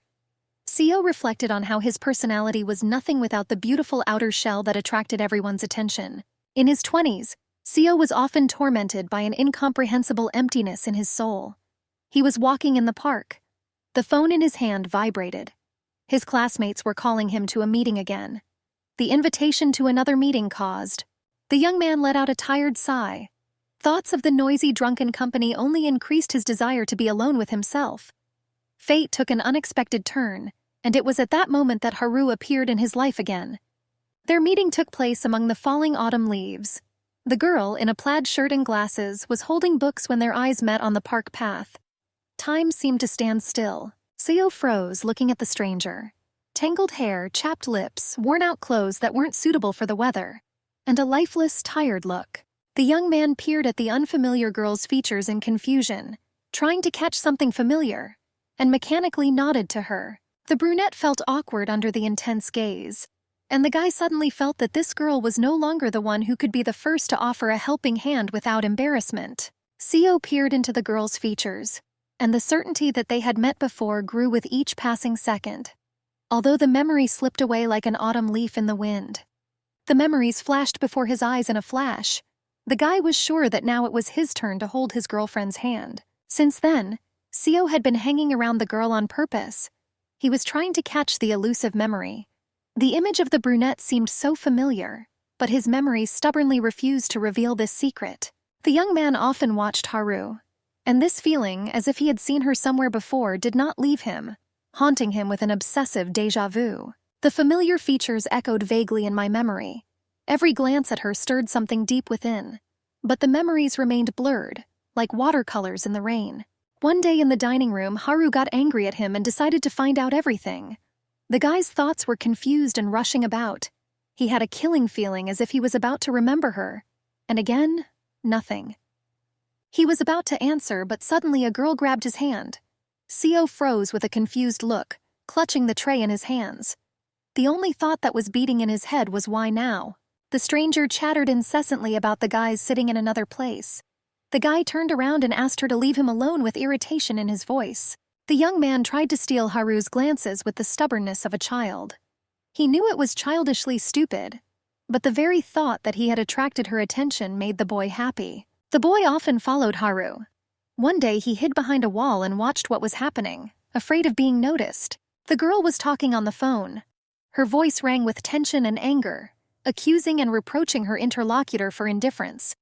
The words were saturated with bitterness. In an overheard conversation, Seo heard the accumulated pain and despair. Suddenly, accusations of indifference grew into a threat to part with life. These words hurt the guy too. Vague guesses about why Haru avoided him after their chance encounters came together to form a bitter truth. It was as if the girl had erased him from her life. Seo suddenly realized so clearly that the girl could disappear from this world at any moment that he no longer dared to even approach her. Her condition seemed dangerous to the guy. One day, two girls approached Seo in a cafe. At their request, he should give his phone number only to their friend. The friends wanted to treat her to a drink without hurting her pride. The young man agreed to play along, but he noted that this was the first time he had encountered such an unusual way to get his phone number. When the girls left their table, the guys started discussing women's logic. They found it hard to understand why such complications were necessary when they could just buy a drink. Suddenly, a friend asked if Seo was dating anyone now, or if it was because of that nerd that he didn't have a relationship. An awkward silence hung over the table. The interlocutor teased Seo, surprised that he had never even spoken to the girl he liked. He was surprised by this fact because the guy was even on friendly terms with their teacher. These questions aroused Seo's anger. Unexpectedly, the young man admitted that he was afraid to talk to the girl. It seemed to him that if he spoke, lasers would appear from his glasses. That's the kind of fear he had. A friend made fun of Seo's shyness, who sees the girl every day in lectures, but never found out her name or even her faculty. Suddenly he heard a request to get his phone number. At that moment, the young man realized that the girl he had been admiring from afar was the same Haru from his past. Revelations were heard in the silence of the night city. Now the girl understood why the guy was constantly looking at her. Seo clarified that this was not the only reason. A moment of genuine surprise froze on Haru's face. The brunette had never thought that he liked her back then. The question of why hung in the frosty air as snowflakes slowly swirled around them. The guy was asking himself the same question. Why did he fall in love with the girl both then and now? He tried to come up with reasons, but he quickly gave up. To be honest, the guy wanted to become Haru's mate for no particular reason. That snowy evening, Seo realized it. So they ended up in bed. The guy himself understood how selfish it was on his part to take advantage of the girl's defenselessness. Seo woke up late in the morning in an empty bed. The sun was shining brightly through the window. The girl had already left, leaving behind only crumpled sheets and a quiet, empty room. The young man was rushing around the room. He couldn't find a place for himself, dialing the girl's number again and again. Each beep on the phone caused pain in his chest. He finally heard her voice. The words stuck in his throat. He needed an excuse, any reason to see the brunette again. The girl tried not to rely on anyone. But the guy got into her world, filling all the space. And this had a side effect. Holding the brunette in his arms, Seo clearly understood that without him the girl's world would collapse. The next day, at Seo's office, Seung-hee stood frozen by the trash can, her gaze fixed on the untouched Haribo package. Seo appeared in the office with a shadow of fatigue on his face. The sleepless night filled with thoughts and memories had left its mark. One thought was beating in his head, that he would never leave Haru first. As he thought, but the reality turned out to be much more cruel. The guy met Seung-hee's gaze and they froze opposite each other. Something like regret flashed in the girl's eyes. Thoughts about the discarded treat overwhelmed Seo with a wave of panic, but outwardly he only smiled tensely, noting her early colleague. The girl smiled and said hello. The folder in her hands was a simple explanation for such an early visit. A colleague mentioned that the long-awaited Friday had finally arrived. She bowed elegantly and left, wishing the guy a good day. In response, he could only mumble something unintelligible. Seo watched the girl's figure walk away. Then he looked at the trash can. He felt guilty and hoped that Seung-hee hadn't noticed the candy in the trash can. The boss came to Seo's desk and said that it was his turn to look after the new guy. But Woojin added that he needed to take the keys to the work car. Behind the boss's back, one of the employees gallantly offered to help Seung-hee, noting that heavy loads should be carried by men. This caused No Woojin to suddenly become irritated. This reaction did not escape Seo's attentive gaze, and the boy watched with surprise at the sudden change in his boss's mood. The boss sharply reprimanded the employee for paying too much attention to Seung-hee. The subordinate casually replied that helping with the box was a trifle, and noted that he was grumbling again, just like an old man. But Woojin continued to be indignant, declaring that this was not Europe and there was no need to throw around sweet words. Seo silently watched this ugly scene, not hiding his surprise. There was a small area outside enclosed by glass partitions. On the brick wall hung a standard sign indicating a smoking area. The men went out for a smoke break. Seo asked the chief about the old woman from the neighboring building. He chuckled in response, explaining that the lady was a local landmark and she was out patrolling the streets again. The conversation smoothly moved to good news. Starting next month, Seo will have a salary card. In the meantime, all expenses for food and gasoline can be covered with a corporate card. The main thing is to collect receipts. The boss expressed his willingness to help the newcomer, although he noted that he had nothing special to teach him. The guy expressed sincere gratitude and promised to ask questions as they arose. Unexpectedly, No Woojin changed the subject, warning Seo against office romances and hinting at his disapproval of unnecessary fuss at work. The guy was caught off guard by such a sudden change of topic. The manager continued to question Seo about his surprised look. He asked if the guy really thought he was grumbling like an old man. The young man became visibly nervous under his boss's intense gaze. It was obvious that he already regretted ever raising the topic of the boss's attitude toward Seung-hee. The guy finally made up his mind and carefully asked about the reasons for such an attitude towards his female colleague.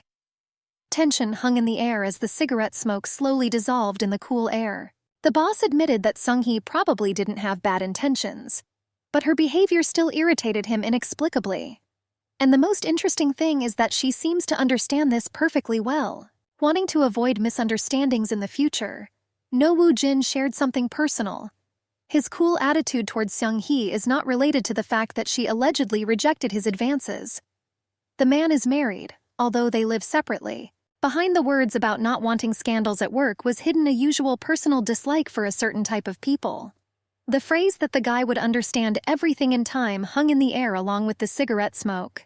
Memories came flooding back to Seo unexpectedly. That very moment of their first meeting with the girl in this place flashed before his eyes, causing him to sharply exhale smoke. Seo gently retorted to his boss. He emphasized how difficult it can be to be the only woman in a male-dominated workforce, hinting at the need for a more tolerant attitude. The boss was clearly surprised by his subordinate's position. He suddenly asked if Seo was interested in his colleague. The guy simply replied that he already had a girlfriend. He was speaking purely factually. At that moment, hiding behind a brick wall with a cup of coffee in her hands, Seung-hee couldn't help but listen to the conversation about herself and how Seo had learned from his boss's advice to stay away from office romances. The day was not as expected. The boss arranged a real marathon. After 10 meetings with clients, the guy was shaking. He clearly underestimated the seriousness of his boss. Seo's gaze fell on the coffee cup with the rabbit on it on his desk, and he froze in surprise. The young man called out to a passing senior employee, asking about the coffee on his desk. The senior employee just shrugged, since he had just arrived and hadn't seen anything. The colleague suggested that Seo could have bought the coffee himself and forgotten about it, since that happens to him. The guy confidently objected, and at that moment noticed Sung-hee's gaze. The young man stood there in bewilderment, looking now at his coffee cup, now at the girl. The idea that his colleague could leave him seemed strange. He didn't understand why she would do that. The workday was over. Colleagues went home wishing each other a good weekend. Everyone was happy with the productive day. Seo thoughtfully turned the warm cup of coffee in his hands, not daring to throw it away. It was a pity to get rid of the fresh drink, but he didn't know what to do with it. The memory of the incident in the university library made Seo wary. Then he almost got into trouble by drinking coffee with sleeping pills left by someone, and now he did not dare to risk it. The guy was going to throw it away somewhere along the way. Suddenly, a female voice was heard from behind, telling him not to throw it away this time. The guy froze in place. Sung-hee was standing behind him. The girl admitted that it was gratitude for how Seo stood up for her in front of the boss. And she added that if the guy threw the coffee away this time, it would upset her very much. The colleague explained that she had bought coffee from a coffee shop near the office that she often visited. Seo was still holding the warm cup of coffee in his hands, unsure how to react to this unexpected situation. A modern building with large windows glowed welcomingly in the darkness of the night. This was the restaurant that Seo and his friend had visited on Friday evening. The restaurant worker greeted his old acquaintance warmly and sincerely. Seo apologized for his long absence, explaining it by a change of job, and asked how the establishment was doing. While the men exchanged news, Haru stood to the side, feeling out of place. Seo excitedly talked about her new job, not noticing her awkwardness. The restaurant worker invited them to a table, promising top-notch service. He and Haru exchanged nods and glances briefly before they parted ways. During dinner, Seo mentioned the upcoming wedding the following day, especially emphasizing the allure of the buffet. Haru wondered with interest who was getting married this time. The girl noted with a slight smile that her boyfriend constantly complained about the lack of friends, although they had attended quite a few wedding ceremonies together this year alone. Haru's gaze fell on the coffee cup on the table.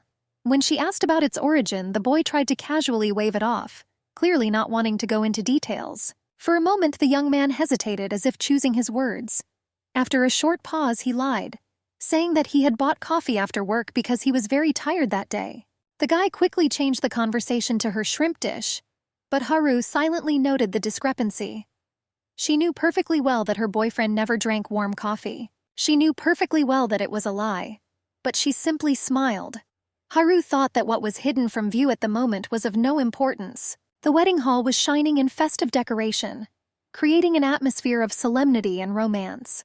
The master of ceremonies announced the beginning of a special moment, the passage of the newlyweds along the symbolic path.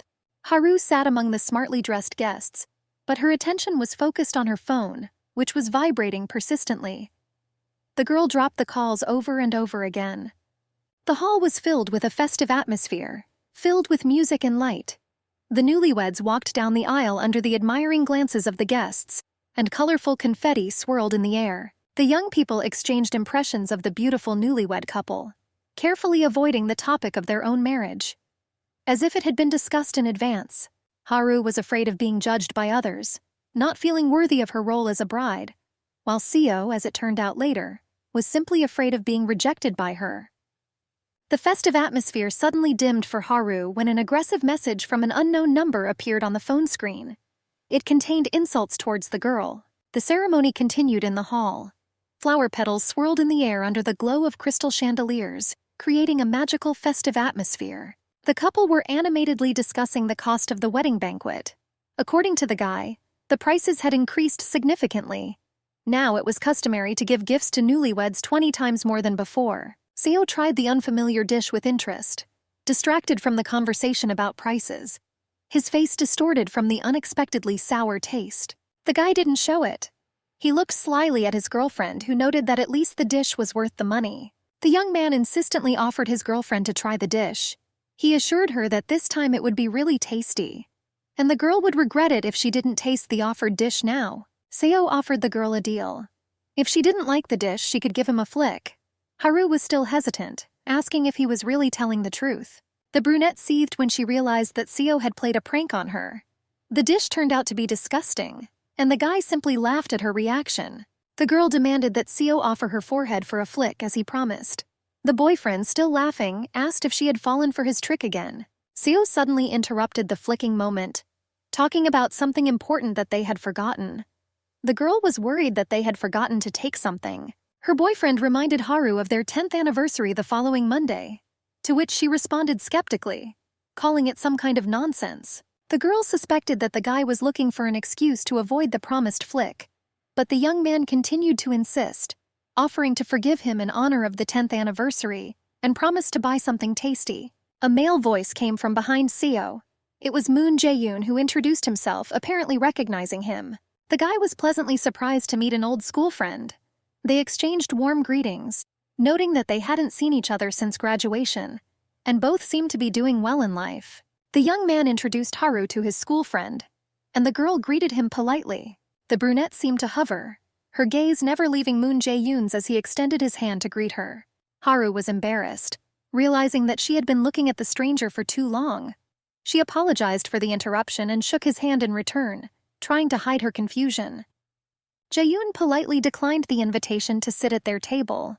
He explained that he was rushing to another friend's wedding and simply couldn't pass by when he saw an old acquaintance. After the young man left, Haru asked about him. The boyfriend explained that they had studied together in the 3rd year. Although at first he did not even recognize his former classmate, he had changed a lot. Jae-yoon turned around and saw the touching moment of Seo wiping the crumbs off of Haeru's face.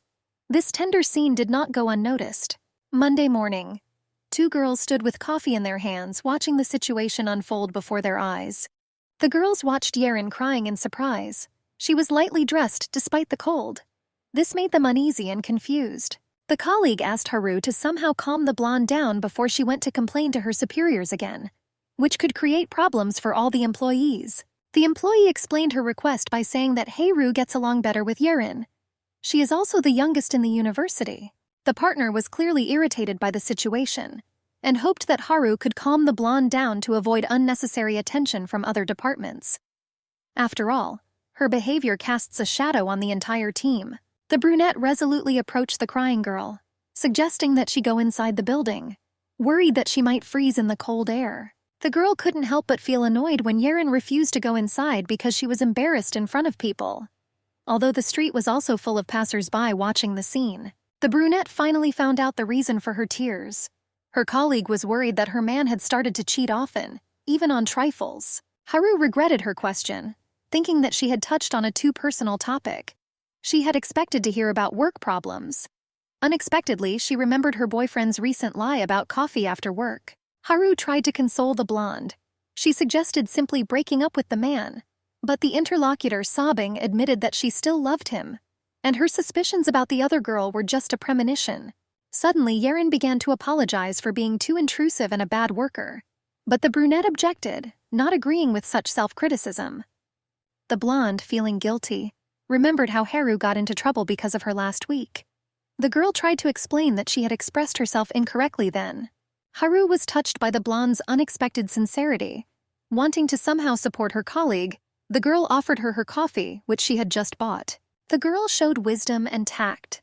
She emphasized that in work you can always start over, and when it comes to relationships, it is better not to make hasty conclusions without evidence. The brunette found the right words of comfort, explaining to the sobbing girl that she would have time to think it over. She was a good person and would be able to meet a decent guy. A smile appeared on the blonde's face. The girl smiled as she watched Yerin leave, hoping that a cup of coffee and a few kind words could change the day for the better. Haru knew she had to buy herself a new coffee, but when she turned sharply, she broke her heel. It made her think about not doing something she usually doesn't do. The girl sat in the office courtyard in front of the building, thinking about the shoes that Seo had once given her. They had turned out to be so uncomfortable that the brunette had left them gathering dust on the shoe rack. The reason she suddenly took out the uncomfortable shoes was simple. Haru remembered the hottie in heels who was hitting on her boyfriend. The girl reflected on her behavior, considering it pathetic and childish, realizing that the person who gave her these shoes did not care whether she wore them or not. Suddenly a shadow fell on the girl, and the guy standing opposite asked how badly she had rubbed her leg, and if she was okay. Opposite the girl stood a guy, holding out his handkerchief. He addressed her by name. The brunette took the handkerchief with gratitude. Surprised, the brunette asked how they knew each other and how he knew her name. The guy reminded her of the recent wedding ceremony on Saturday, and then she finally recognized him as Jae-yoon. They were sitting next to each other in front of the entrance to the office building. It turned out that the girl worked there on the 6th floor. During the conversation, it became clear that after the recent personnel changes, Moonjong was transferred to this branch, where he now works in the bank on the 1st floor. The guy suddenly remembered the patch in his pocket and offered to share it with the girl. With a grateful smile, Haru accepted the sticker. The girl was curious to know why Jae-yoon carried a bandage in his pocket. Men usually didn't do that. The interlocutor explained with a slight smile that working with papers often led to cuts. The man suddenly knelt down in front of the girl and reached for her foot. But Haru, embarrassed by such close contact, stopped him with a scream. Their eyes met at that awkward moment. The girl, still a little embarrassed but now more confident, said her request to just give her a band-aid. The brunette quickly explained that she didn't want to be misunderstood. She was just embarrassed that he would have to touch her legs. And he had already given her a handkerchief. The guy handed over a bandage, and Haru carefully stuck it on the chafed skin. She again expressed her gratitude to the interlocutor. The man noticed that the girl's heel was broken, and it would be difficult to get to the office. And since his office was on the 1st floor, he could at least bring flip-flops.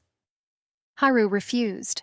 The girl's sudden action surprised and stunned the guy, and the brunette decisively broke the second heel of her shoes, since it was still wobbly.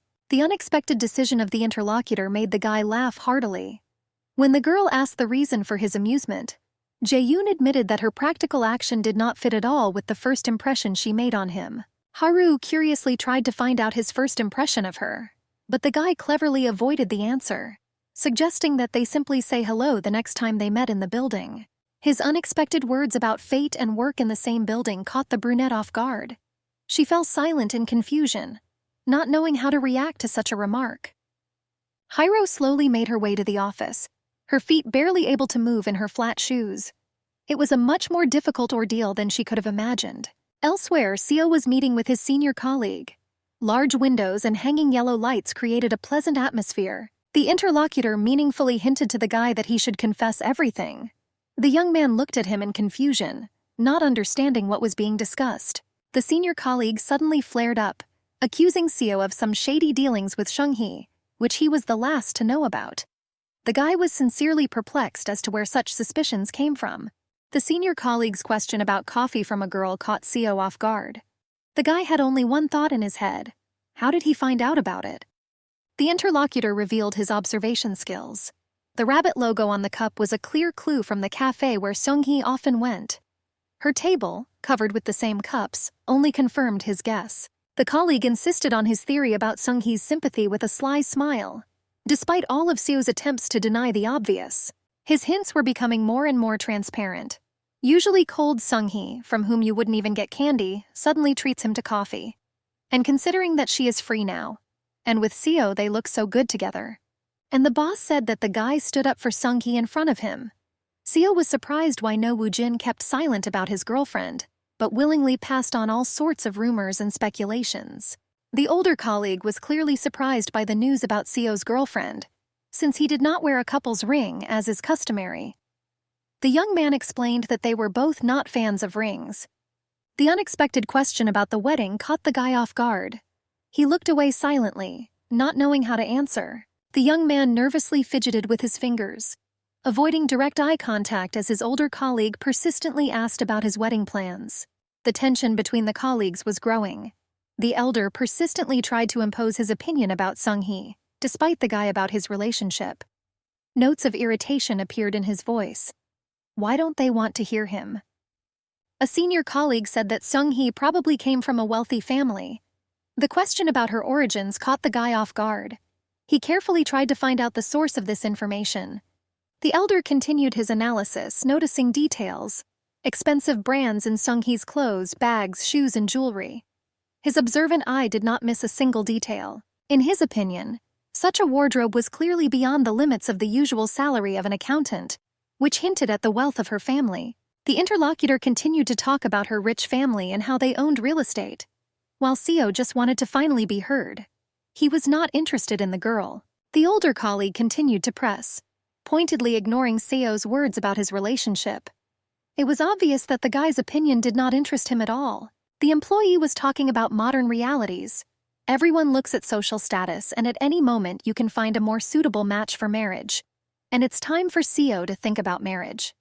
Of course, it's a pity for his girlfriend, but that's reality, where the most important thing is family. Another colleague shared an office sign. If a marketer started dating an accountant, they would definitely get married. And he added that you can start with simple meetings, without obligations. Seo could not contain his emotions and raised his voice. A sudden insight came to Seo.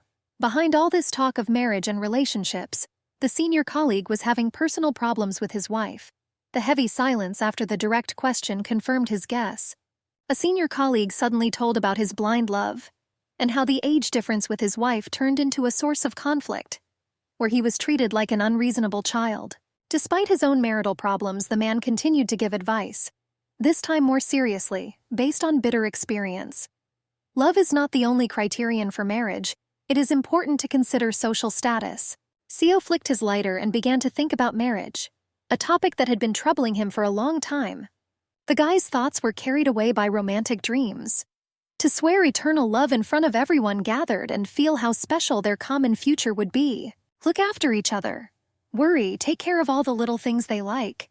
It wouldn't be much different from their current life. But the girl always wound herself up too much, just because of the calls that came in from time to time. And if he had brought this conversation up at the wrong moment, she would have definitely pushed him away. In that case, everything would have ended in an unconditional breakup. Seo admitted that the limbo of their relationship weighed on him too, and sometimes irritated him. But he wasn't ready to change anything yet. Suddenly he heard a conversation. A girl was shouting in a raised voice that she was only 28 and had no plans to quit. The phone conversation continued. Sung-hee was trying to explain her position on marriage to someone. She insisted that not having a boyfriend didn't mean she was completely against marriage in the future. The guy realized that eavesdropping on someone else's conversation was wrong.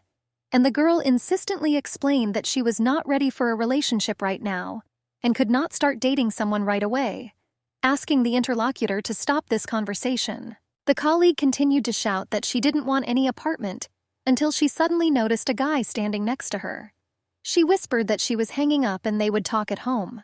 The girl began to justify herself and apologize for embarrassing herself in front of him for the umpteenth time, although the guy had only recently started working for them. He calmed her down, saying that everything was fine, and asked if it was her parents who were so protective of her. The girl confirmed, nodding that even too much.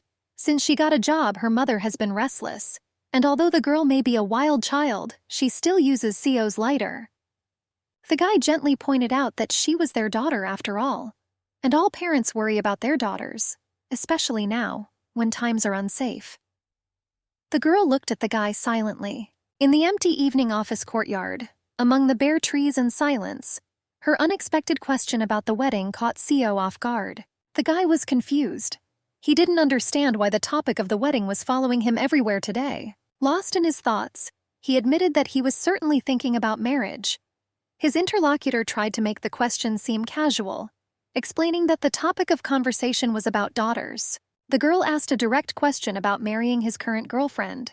The guy silently took a drag on his cigarette, trying to hide his confusion behind clouds of smoke. The young man somewhat hesitantly confirmed that, probably yes. Seung-hee smiled. The colleague admitted to slight envy, noting how well they looked together. The unexpected coincidence of interests made them both smile. Sung-hee admitted that she had recently noticed a game called Fantasy Lake on his phone. The guy sheepishly admitted that he secretly plays it on the way home from work. A sudden memory made him wince. The scandal with Haru over the game almost led to their breakup. The guy admitted that he tries not to spend a lot of money on the game. Seunggi enthusiastically suggested a budget option, an inexpensive pack which in her opinion was a real find for its price. Seo looked at the girl in surprise, not expecting to meet such understanding. A smile lit up his face. It was a pleasant surprise that MS, a company he had always considered indifferent to gamers, had finally started listening to the community. The conversation about games smoothly turned to the topic of recreation, and Seunggi admitted that she had recently become interested in camping. And when hiking, it is more convenient to play on the phone than on the computer. The girl shared her recent experience in Gangwon-do, where she spent time this week. The guy noted that he had wanted to go there for a long time, but heard about the difficulties with booking places. Sinya's eyes lit up as she explained that it was off-season, so it was easier to book a place, and the area lived up to its popularity. A heavy sigh escaped him. Seo remembered the bad experience. His girlfriend had actually tried it, but the trip had only strengthened her aversion to such a vacation. He found himself thinking unbidden that it would be nice if Haru were more like Seung-hee. The realization made him freeze in his tracks, feeling a heavy guilt for making such comparisons. Sing looked at her watch and shuddered slightly. The orders were still open. In their conversation, they had both lost track of time. The young man stood, watching his colleague's retreating figure. Their conversation had left behind a feeling of uneasiness, especially those thoughts about comparing him to Haru. Seo slapped himself across the face, trying to drive away the unwanted thoughts. What kind of nonsense was going on in his head? Tall buildings lined the street. Bare tree branches reached toward the sky. Shadows from the buildings fell on the sidewalk. Life went on as usual. Haru glanced at the messages on her phone. Her boyfriend was staying late with a friend for a beer. The girl asked to buy her favorite strawberry ice cream. The thought of the upcoming lonely dinner caused a slight sadness. Lying on the couch, the brunette covered her eyes with her hand. There was a feeling of apathy and laziness in the air. Looking at the phone screen, the girl frowned. She did not understand how the annoying relatives had gotten hold of her number again. More unpleasant messages appeared on the phone screen. It was irritating and vaguely alarming. She had changed her contacts specifically to avoid these uninvited intrusions into her life. Heavy thoughts overwhelmed the girl. Haru felt like she was drowning in her own experiences and memories. There was a bowl of soup and a lunchbox with food on the table. The girl made ramen for her brother at his request. The boy was sitting on the floor, and his sister was standing in front of him with a lid in her hands. He was shouting that he asked her not to put eggs in it. Haru was confused and replied that he hadn't warned her about that. In a fit of rage, the boy overturned the table with food. All the food ended up on the floor. He shouted accusations at her, suspecting that his sister was deliberately irritating people. Suddenly, the brother grabbed the girl by her clothes and slammed her hard against the door. He shouted aggressively, demanding submission. Haru tried to understand the reason for his displeasure. There was a notice of the exam results on the table. The guy was shouting obscenities at the girl, blaming her for his failures and insisting that his anger had a reason. He started tapping his finger on the girl's forehead and getting angry because of her bad grades, accusing the girl of not being able to cook and being useless to the family. The brunette tried to find an excuse for his behavior. The brother looked at the girl with undisguised anger. She cowered in fear, and the guy demanded to know what made her laugh so much, so they could laugh together. A cold touch on her cheek pulled the brunette out of her sleep. She abruptly woke up from her terrible memories. The boyfriend leaned over the girl with ice cream in his hands. He watched her awakening with a smile. Haru smelled alcohol. The guy was standing there with ice cream in his hands. He justified his drinking by working outside the home. The brunette got up from the couch and suggested going to bed. The boyfriend looked at her in surprise, pointing to the ice cream in his hands. When they entered the kitchen, the girl froze in shock. The entire table was covered with strawberry ice cream. The guy happily explained that he had bought her favorite flavor. At the same time, people approached the outdoor refrigerator in the cafe. They wanted to buy ice cream, but it turned out that someone had bought all the strawberry ice cream. Seo was sitting on the floor drunk and insisting that she eat. He held out ice cream. The girl refused, saying that it was late and time to sleep. The guy started screaming, demanding that she eat ice cream. He threatened that he would not go to bed. The girl asked him not to make noise, reminding him that it was already night. Haru ate ice cream and asked why the guy was so drunk. because he had to go to work tomorrow. The boyfriend proudly answered that he had never been late after drinking. Seo looked at the girl with a loving look. He asked if the ice cream was tasty. The girlfriend answered that it was in moderation. The guy insisted on the version that the ice cream was tastier because he bought it. The girl objected that the taste was ordinary strawberry. She asked him to stop asking questions. Seo pouted and fell silent. Suddenly, his mood changed. He became angry because of the lack of gratitude. Was it really so hard to say thank you? The girl thanked him reluctantly. Seo noted the indifference in her voice. My friend tried to explain her gratitude. She said that she appreciated it, even if she didn't say it. Then Seo was asked to praise him. The girl raised her head sharply. There was steel in her voice. She asked how much more gratitude was needed for ordinary ice cream, and offered to set his brains straight. The guy took her hand in his. Their fingers slowly intertwined. He looked at his girlfriend suggestively. Silence filled the room. The moment seemed special. His gaze hinted at a certain praise. The girl sighed and asked if she was boring him, and she closed her eyes waiting for an answer. The boyfriend pulled his girlfriend closer to him and objected to her words. The girl quietly said that the same thing had been repeating itself for 10 years. Seo quickly threw the brunette over his shoulder and slammed the door to the bedroom open. His words sounded confident that every day was like the first. The brunette called him a psycho. He laid her on the bed and froze like a predator over its prey. Suddenly, he quietly asked if she was tired of him. His voice trembled with tension. The girl whispered about outerwear, but her words were drowned in the depths of his gaze. Their breaths mingled in the silence of the room. Seo gently touched her lower lip with his finger. The words that if she wasn't tired of him, then why was she saying such things hung in the air. The silence between them became unbearable. Every second seemed like an eternity as they drowned in each other's eyes. A loud hum of voices filled the B.Keg bar. Jung-Yun spoke, his words cutting through the general noise of the establishment. The friend sat with another mug of beer in his hand. His mocking look spoke of how obvious his interlocutor's desire to be seduced was. Accusations that Seo had not confessed to a 10-year relationship with a girl hung in the air like a heavy weight. The guy began to justify himself by saying that he saw no point in sharing details of his personal life with his colleagues. He hoped for understanding. His friend insisted that this is always the case in relationships.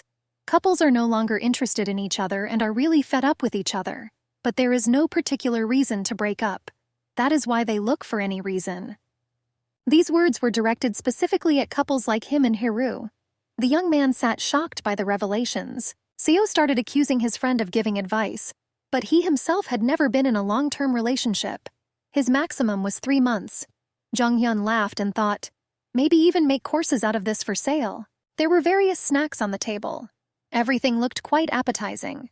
And the friend continued his moralizing. He was leading to the fact that it was time for Seo to think. A friend reminded him that the guy compared 2 girls today. Didn't that mean he was tired of Haru? Seo admitted that his girlfriend continues to surprise him, and new questions arise every day. The friend noted that it was probably this side of Haru that was tiring.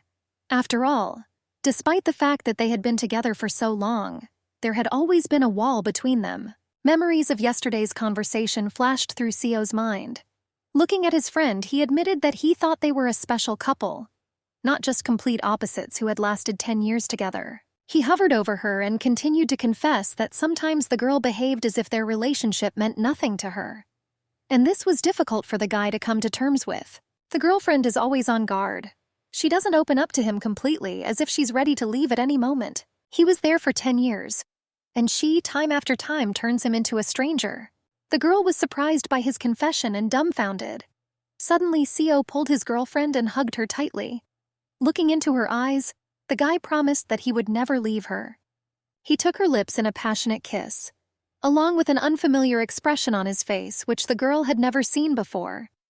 She thought that he didn't care. Her boyfriend was hugging her so tightly that her bones were cracking, and it seemed to her that there was desperation in his movements, as if he was trying with all his might not to let her escape. The morning sun flooded the room, reflecting off the windows of the building opposite. A new day was beginning. The guy felt unimaginably bad. He knew he was going to vomit, and the girl seemed to have foreseen this outcome. Seo capriciously refused the warm drink, demanding ice. His girlfriend was adamant. Either he drinks what they give him, or it will get worse. The sweet taste of the drink surprised the guy.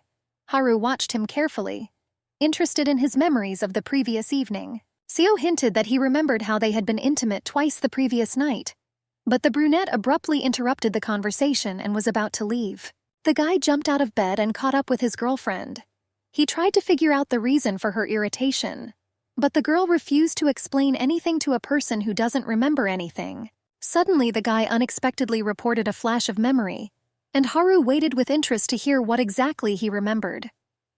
The young man leaned closer, whispering in her ear memories of their frank nightly confessions and all sorts of vulgarities. Haru pushed him away, warning him about the coming snowfall and reminding him about the umbrella. Seo agreed in response and fell on the bed with a terrible headache. Sitting at his desk in the office, the guy couldn't get rid of the thought that he had done something wrong. Lately, one extra drop and his memory is cut off. Most likely, age has an effect. Fragments of memories swirled in his head. Intertwined bodies, their hands, moments of passion. But everything was foggy, like frames from an old film. Suddenly, the memory struck him like lightning. A promise made in a fit of passion that he would never leave her. Seo cursed Jong-yun in his mind. Because of him, he was too focused on their conversation yesterday and blurted out something he shouldn't have. The guy leaned back in his chair with relief and exhaled sharply. Luckily, he hadn't screwed up too badly, and now the morning conversation made sense. The senior colleague called out to the guy and invited him for a smoke break. Perhaps this is exactly what he needs now to clear his head from thoughts about the previous night. The chair creaked as Seo rose from his seat. The young man knew he had to be careful. The guy was standing with his colleagues who were smoking in a prohibited place. They were discussing work processes. The young man was just staring and not participating in the conversation. After apologizing, Seo interrupted the conversation with a question about the smoking area. But he was reassured that the owner of the building would not appear until lunch. Still, his colleagues suggested that the guy go to the smoking area if he was so nervous. It seemed as if his interlocutors were sending him away. The guy nodded in agreement. After all, he had warned them. The words to meet in the parking lot after his smoke break were heard. He was surprised by the sudden behavior of his colleagues. It didn't seem like they suddenly wanted to gossip about him. Suddenly, he saw how the old woman with a broom dispersed this whole company. The young man was standing in the smoking area. He heard someone approaching, and at that moment an autumn leaf fell from a tree onto his head. Seung-gi smiled and greeted the guy. The girl noted that she was glad to have successfully adapted to the team, despite the old-timer's categorical attitude towards newcomers. The young man did not even notice it. The colleague pointed to an autumn leaf in Seo's hair, and as he hesitantly moved his hand over his head, she patiently guided him. The boy shook his head vigorously from side to side. He ran his hands through his hair in an attempt to shake off the annoying piece of paper. And Seung-gi tried to help him. He finally managed to remove the leaf, but his neat hairdo had become a disheveled mess. Suddenly, the guy announced that he was leaving for a trip and quickly left, and Seung-gi simply nodded her head in response. The girl did not understand his sudden disappearance. She wanted to tell him something. Leaving the office at the end of the workday, Seo was caught by surprise by a heavy snowfall. He huddled in the cold. The young man reproached himself for not listening to Haru's advice to take an umbrella. Suddenly, someone came up from behind, covering him with an umbrella, and a female voice reproached him for not checking the weather forecast. Seo was surprised to find a colleague under a yellow umbrella. The girl asked if the guy knew about the snowfall. The flyer with the information ended up in Seung-gi's outstretched hand. The colleague explained that she had noticed the boy's interest in camping and decided to recommend this festival. The young people stood under an umbrella facing each other, and Seo admitted that his girlfriend doesn't like camping, so she's unlikely to take her advice. And during this conversation, sitting in the car, Haru watched. The brunette drove up to the office to pick up her boyfriend and surprise him. Seung-gi smiled awkwardly, realizing that she had intervened in vain. The young man politely thanked her for her concern. Haru walked closer to the two of them, holding her umbrella open. She asked what Seo was doing, adding a little tension to their conversation. Seo ran up to his friend, surprised by her appearance. She admitted that she came because she had no doubt that he would definitely forget his umbrella on such a day. Seung-gi greeted the brunette politely, noting their previous fleeting meeting, but she noted that they had never gotten to know each other. Seo handed his friend a flyer with information about the camping festival, trying to smooth over the awkwardness of the moment. The brunette sarcastically clarified to the girl that she must have come specifically to give him the flyer.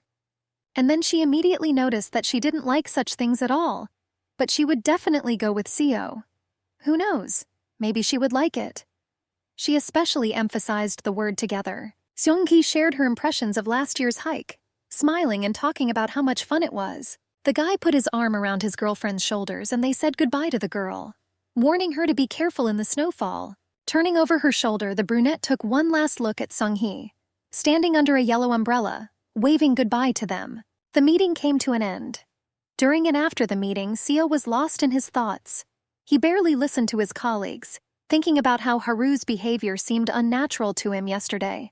Although his girlfriend didn't say anything, he knew that she was worried about him randomly meeting Sung-hee before work, even if it wasn't intentional. The boss asked how the newcomer was finding working in the company. The guy politely thanked him, noting the help of his colleagues. The boss chuckled nastily. He hinted that many would miss him if Seo decided to quit. Continuing to tease, the boss mentioned that the female staff would be particularly upset. Seo looked puzzled, but the boss turned the conversation to a new deal starting next week. Behind Seo's back, they continued to whisper.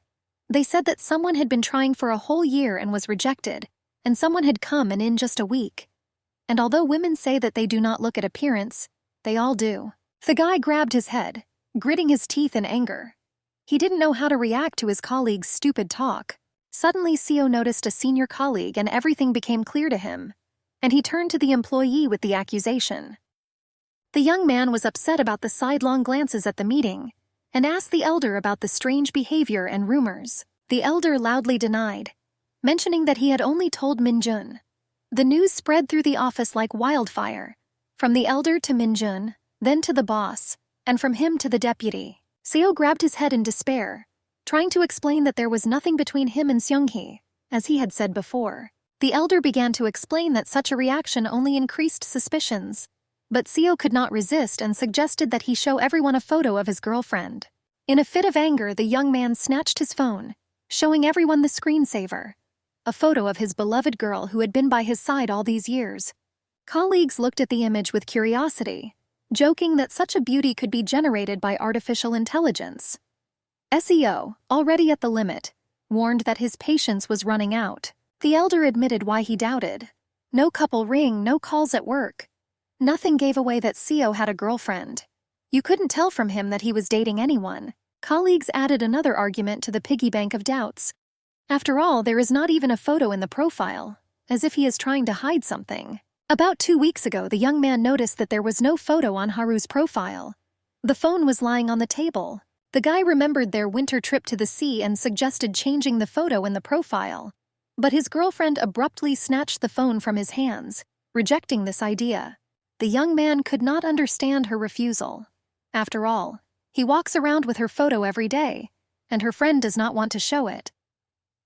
The brunette explained that among her contacts there are colleagues, and she prefers to keep her personal life a secret. The boyfriend insisted that after so many years together, it was strange to hide the relationship, and admitted that if he were a girl, he would proudly tell the whole village about his mate. Haru responded by calling him a narcissist. The guy threatened that he would also remove the photo then, and he carried out his threat after his girlfriend was indifferent to his threat. The young man was going to remove the photo for a couple of days, but in the end he forgot to put it back, to avoid gossip. Seo insisted that there really was nothing between him and his female colleague. Seung-hee appeared in the hallway with a cup of coffee in her hand just as the guy was talking about her. The colleagues, embarrassed, quickly apologized and left. A tense silence filled the hallway. Their eyes met as the boy and Seung-hee froze in front of each other. The young people greeted each other and simultaneously began to apologize. Each blamed himself for the other's problems. Seo continued to apologize, explaining that he had let himself slack at work and promising to maintain stricter professional boundaries with his female colleague in the future. The young man, looking into Seung-hee's eyes, firmly said his last words as a promise. He would never put her in an awkward position again. Then he turned abruptly and walked away, leaving behind not only the corridor, but also the girl who remained standing in bewilderment. The massive brick structure towered over the city, its many windows reflecting the morning sun. The brunette was worried about her attitude towards her boyfriend's female colleague. She was tormented by unpleasant thoughts, but she got angry when she saw the guy and the girl standing nearby under the umbrella. To be more precise, this scene caused an uneasy feeling. The brunette felt a bitterness of disappointment when her boyfriend's lie about coffee after work came to mind. The memory of the promise to never leave her echoed painfully in her heart, especially when the girl saw her boyfriend with another woman. The internal discomfort grew with each passing day after the boyfriend moved to a new job, and jealousy and fear of loss became stronger than rational thinking. The brunette bitterly admitted that her rival was even better than she imagined. Her flawless appearance and good-natured response to her childish provocation increased her anxiety. The girl shuddered from the unexpected shout, almost dropping the mug she had been nervously twirling in her hands. A crowd of employees crowded around the office. The enraged boss scolded the blonde for incorrectly filling out paperwork. His loud voice echoed throughout the office. The manager shook documents in the face of the incompetent. The man demanded to know why she could not properly fill out paperwork and earn her salary. The boss's words rang in the air, hinting at incompetence and even mentioning the girl's appearance. This made everyone present cringe in awkwardness. The boss was angrily shouting a demand to name the person who had trained the employee when the office door opened. Haru came in and stood up for her colleague, reminding her that everyone once started with contracts and internships, after which she offered to personally take on the blonde's training. The boss threw the documents down in a rage after asking for leniency. The papers flew around and scattered across the office floor. The brunette exhaled deeply, looking at her crying colleague. The door slammed shut. The man warned that in future he would be especially attentive to her mistakes and demanding in her performance.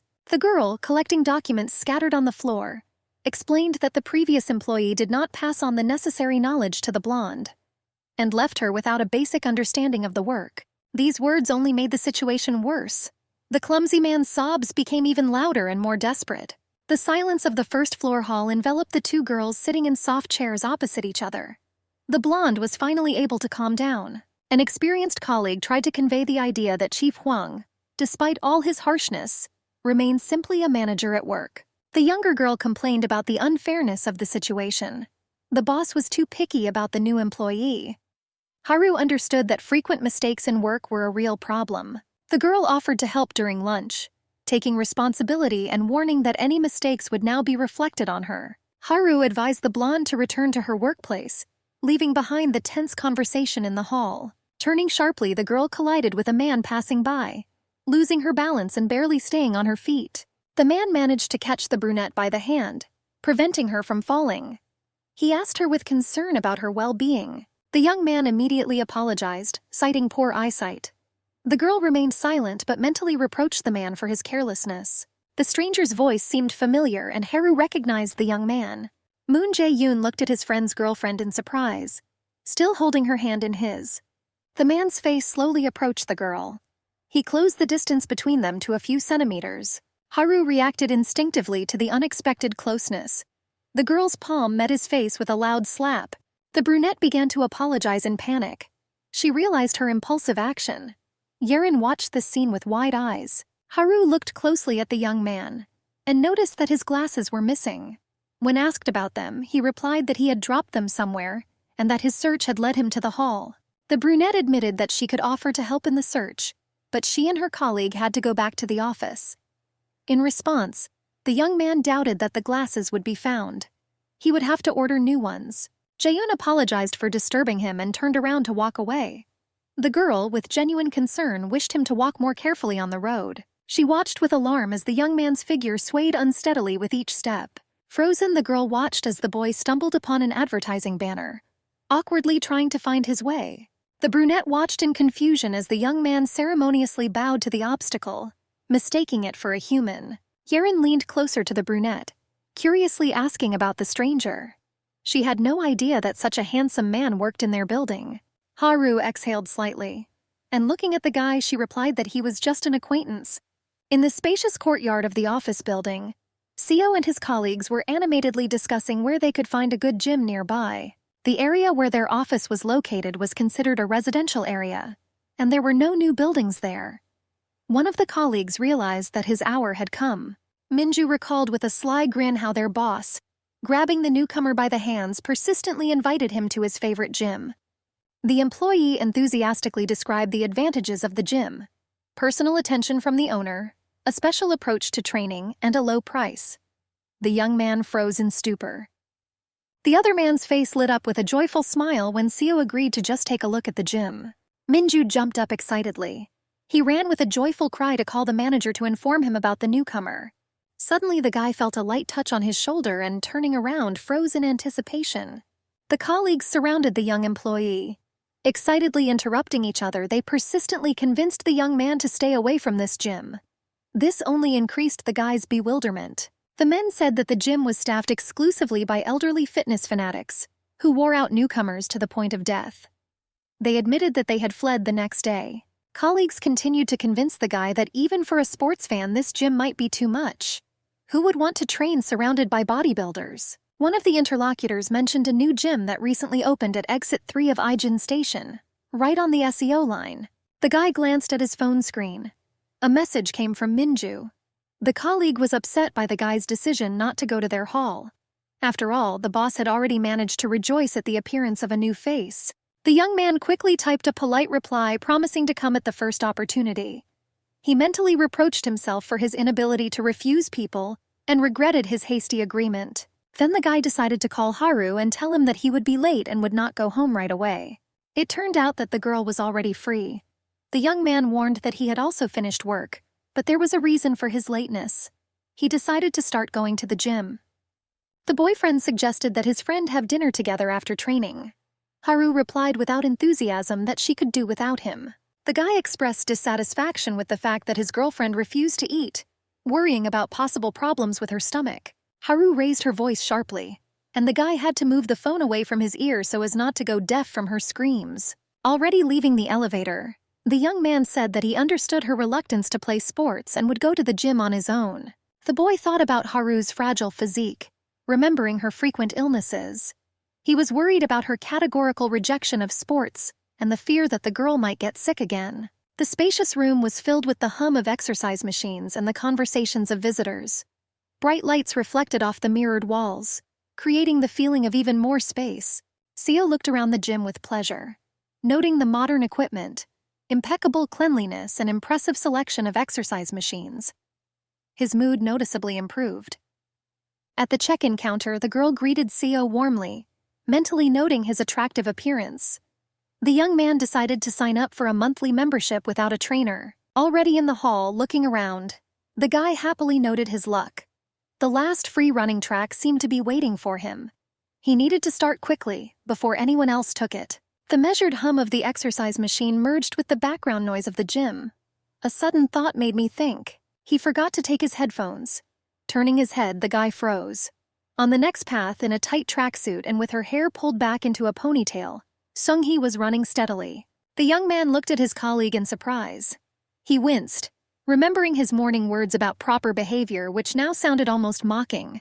Panicking, the guy feverishly pressed the buttons on the treadmill, trying to leave the room unnoticed. The girl turned around at the very moment when Seo, trying to hide, suddenly leaned over. The treadmill continued to move, and he lost his balance, awkwardly waving his arms. The young man landed on the floor with a dull thud. The moving belt of the walkway continued to hum rhythmically. The worried visitors of the hall crowded around, asking about his health while the guy lay there, not daring to get up. He winced in pain. The annoying thought that he would have to return the subscription he had just bought was spinning around in his head. Sitting on a chair, the young man pressed a cold compress to his ankle. Sung-hee quietly apologized, regretting that she had distracted him. The guy was surprised by the information that the girl's older brother was running the hall. The colleague admitted that her relative had recently purchased it and promised to talk about a discount. The young man refused. He was very ashamed, so he would hardly go again, especially since the subscription is quite expensive. Sung-hee casually explained about the lack of rent, but this only made Seo feel more awkward. The colleague realized that she had said too much. The guy was surprised because the rent in this area was one of the highest in the city. The girl admitted that the owner of the establishment was her mother. Seo remembered a conversation with an employee. The rumors about the colleague's rich family turned out to be true. The beauty smiled and asked to keep it a secret. Deciding that it was time for her to go, she insisted that the guy stay until he felt better. Already standing at the door, Seung-hee paused for a moment. She turned and said softly that the guy was not causing her any problems at work. Having said goodbye until tomorrow, the beauty closed the door behind her, and Seo was left sitting alone. The evening silence of the apartment was broken by the sound of the door opening. The young man announced his return, but Haru only looked at him silently.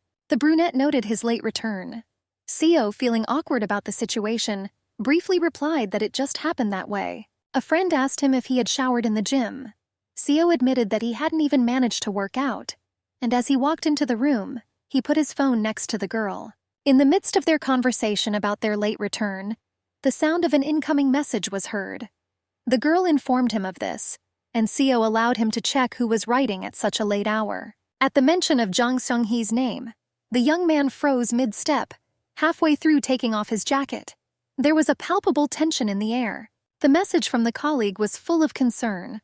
The girl was interested in his injury, mentioned his brother, and delicately invited him to return to the gym when the guy was ready. The tension in the room reached its limit when Haru, barely holding back her emotions, asked since when her boyfriend had been going to the same gym with Seung-hee. Seo tried to explain that it was just a coincidence.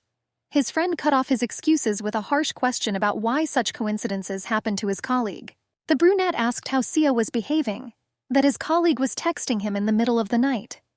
The guy realized the ambiguity of the situation. He was looking for a way to explain his injury without making the situation worse. At that moment, the girl interrupted the flow of his excuses with an unexpected question that seemed to freeze the air in the room. The question was clear and merciless. She asked if her boyfriend had developed feelings for his female colleague. The guy was trying to comprehend the gravity of this moment. The friend explained that anyone could see how Seung-hee was interested in him. She literally went out of her way to get his attention. But as soon as Haru imagined herself in his place, Seo interrupted her. The guy's words were saturated with bitterness. After all, he always tried to be open with her. He warned against any doubts. But now his girlfriend seemed to be deliberately rejecting all his attempts to explain. The question about that cup of coffee hung in the air. The words sounded like a clap of thunder, causing Seo to freeze in place. There was a bitter irony in her friend's words. Did the guy really think she was a fool that he didn't even bother to come up with a plausible excuse? After all, they both knew he never bought warm coffee. The brunette asked if the boyfriend knew that he had made her worry since that day. Seo made excuses. He felt guilty before his colleague, so he could not refuse and apologize to his girlfriend. The girlfriend suddenly got up from the couch and asked him what he had done. Seo said it was a small thing, not worth paying attention to. The boyfriend didn't want his girlfriend to torment herself. The girl unleashed a stream of bitter accusations on Seo. The guy's anger grew with every word. After all, his friend didn't even notice how he watched his every word when he was around her. The young man admitted that he felt like he was walking on thin ice, and the girl seemed to be waiting for the moment when her boyfriend made a mistake. Holding his jacket in his hands, he turned and walked towards the front door. There was a suggestion to stop their quarrel. They were not in the mood to be together. The doors slammed behind the guy. Behind them, he said that he would spend the night at his parents'. In the echoing silence, the girl was left standing alone in the middle of the empty apartment. A huge office building towered over the street, its glass windows reflecting the cold winter light. Yeren's childish voice cut through the heavy atmosphere of the office. The blonde enthusiastically told her older colleague about the materials she had collected, proud of the use of yesterday's lessons. The brunette froze at her desk, as if immersed in her own world of pain. The joyful words of her colleague dissolved into the void without reaching her consciousness. Yeren's question about checking the submitted materials brought the girl out of her stupor. She shuddered from the sudden return to reality. Coming out of her frozen state, Haru uttered words of approval about the work done. The blonde, hearing the first praise in her life, could not contain her joy. She clapped her hands in delight. Yeren looked at her older colleague with genuine concern, noting her detached state during the day and her missed lunch. She offered the brunette a snack before her lunch break ended. Haru's quiet question rang out in the tense silence of the office. She needed to discuss something with the girl. The girls went outside for some fresh air. The older colleague asked Yeren a direct question about whether her boyfriend really had another woman. The blonde confirmed this fact, and noted that now it becomes clear why her boyfriend so persistently forbade touching his phone. The conversation turned to breakup, but the girl admitted that she had not found the strength to break off the relationship. It flashed through the brunette's mind that Seo had never forbidden her to touch his phone. Yeren laughed bitterly, calling herself a fool for not being able to leave knowing about the betrayal. The brunette objected softly, understanding how hard it was to put an end to a relationship. The blonde remembered Haru's kind words about her being a good person. These words made her think a lot about herself, and how much she depended on her boyfriend, constantly looking back in fear at his behavior. At these words, Haru froze. The blonde continued to be frank. She decided to practice being independent, and as soon as she got better at it, she would immediately turn her boyfriend down. The brunette was glad she helped anyway. The girl stood in the wind. Internal contradictions tore at her soul. She did not want to let Seo go, but stubbornly prepared herself for the inevitable separation. Haru had always relied on her boyfriend, never once thinking about his feelings. His words about walking on thin ice with her took on a new meaning. Without realizing it, the girl began to take his existence and support for granted, although she understood perfectly well that there is nothing that comes by itself. The blonde was relieved that the snow had stopped falling when the silence was suddenly broken by the sound of an incoming message on Haru's phone. The girl was urgently called to the first-floor hall, demanding her immediate presence. She was perplexed as to why all of a sudden. Haru advised the blonde to return to the office. After apologizing for disturbing her, she informed her that she needed to go down to the first floor on a call from Siri, an employee. The co-worker was waiting in the hall. She was waving her hand energetically, beckoning her colleague. The girl walked towards her, trying to understand the reason for such an urgent call. Siri held out her badge, asking if the employee knew the man in the photo.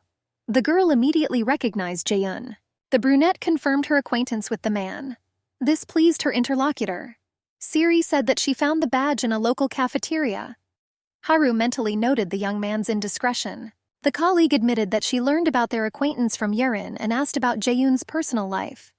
Haru mentally reproached the blonde for her talkativeness, and out loud she answered that they were not that close. Siri begged to introduce her to the guy, confessing her long-standing sympathy.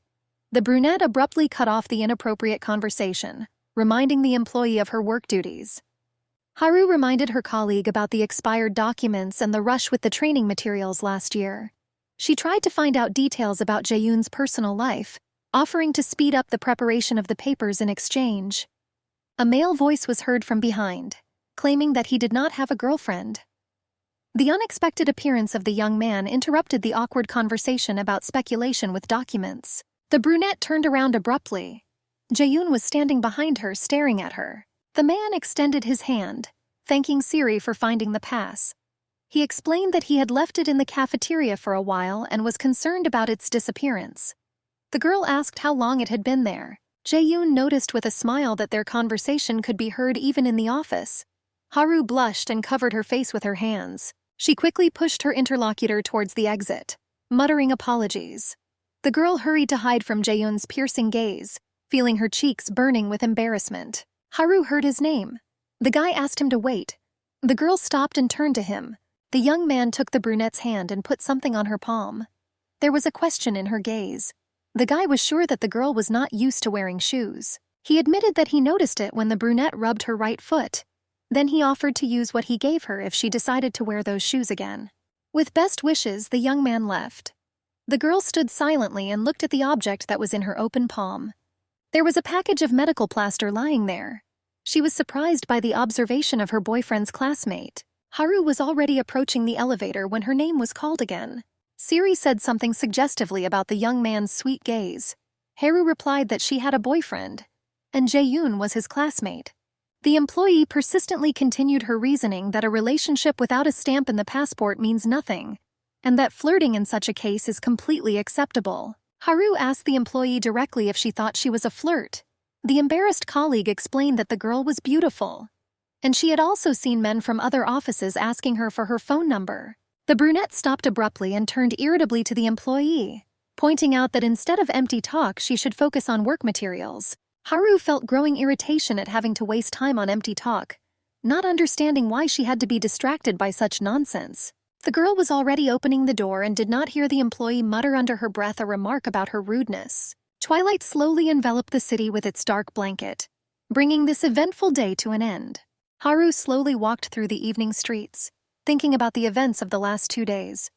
The plans to leave early were ruined by all sorts of stupid thoughts. The brunette shivered from the cold, warming her frozen palms with her breath. The decision to leave the car at home now seemed reckless. The girl weighed her options between an expensive taxi and a long bus ride with transfers. Suddenly, Haru jumped from an unexpected touch on her hand. In the evening twilight, someone appeared very close. The brunette turned around at the familiar voice. Her boyfriend was standing next to her, exhaling clouds of steam into the cold air. He admitted that he almost froze, waiting for her for so long. Haru stood frozen in the middle of the busy street, unable to take her eyes off her boyfriend. Seo rubbed his cheek awkwardly, trying to find the right words, embarrassed. His apology for leaving yesterday sounded sincere, although a little awkward in the noise of the evening city. Suddenly, the brunette started pushing and demanding that he leave. The guy was perplexed because he had come all this way, and his girlfriend was chasing him away. Seo was indignant that this was too much. He was the one who apologized first, and asked to hear the reason for his late return. Haru cut him off abruptly, shouting that it wasn't about yesterday at all. The loud question addressed to the girl made her shudder and freeze in place. A stylish young woman approached them, and Haru hesitantly addressed her boss.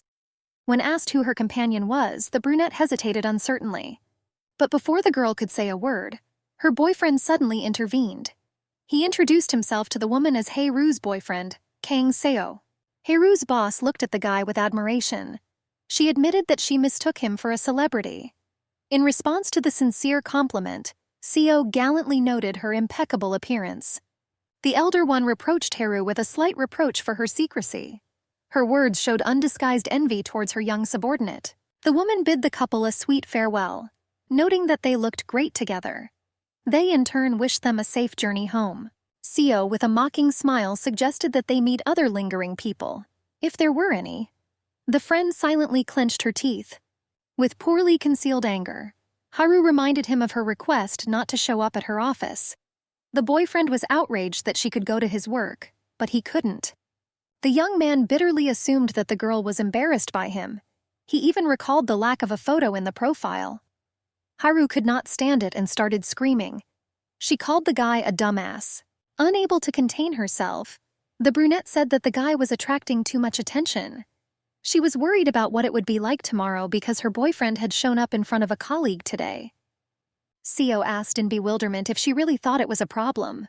The girl, not holding back her emotions, screamed in response. A sudden silence hung in the air. The young man looked at Haru with confusion. He tried to understand the reason for her sudden change. Haru couldn't resist and admitted that he was too handsome. That was the problem. The bustle of the city continued to flow around them. But for these two, time seemed to stand still. Seo exhaled sharply, breaking the fragile silence between them. He, not hiding his amusement, caught his embarrassed girlfriend by the hand, teasing her with requests to repeat the confession. The girl, blushing, tried to break free from his grip. The brunette continued to protest, but her boyfriend turned her back to him, hugging her and wrapping her in his jacket. The guy noticed that it was the first time he heard such words from her. Seo admitted that he heard compliments about his appearance every day from those around him, but her silence made him doubt. The brunette mentally reproached herself for her careless words. Touched by her words, Seo gently embraced the girl, lightly touching her head with his lips. He quietly suggested that they return home. Water was dripping quietly from the shower above. The guy was finishing his story about searching for orthopedics. Since it was hard to find an open hospital in the evening, that was why he had stayed late.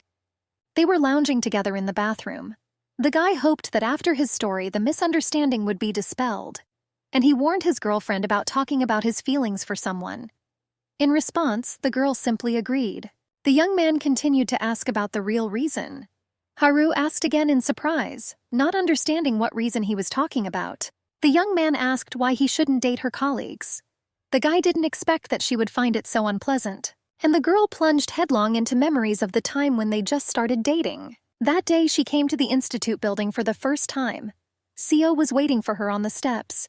The guy was happily waving his hand, shouting her name. Having asked how long his girlfriend had been waiting for him, he smiled affably. It turned out that the girl had just arrived. The guy asked if she was hungry. The young man extended his hand to her.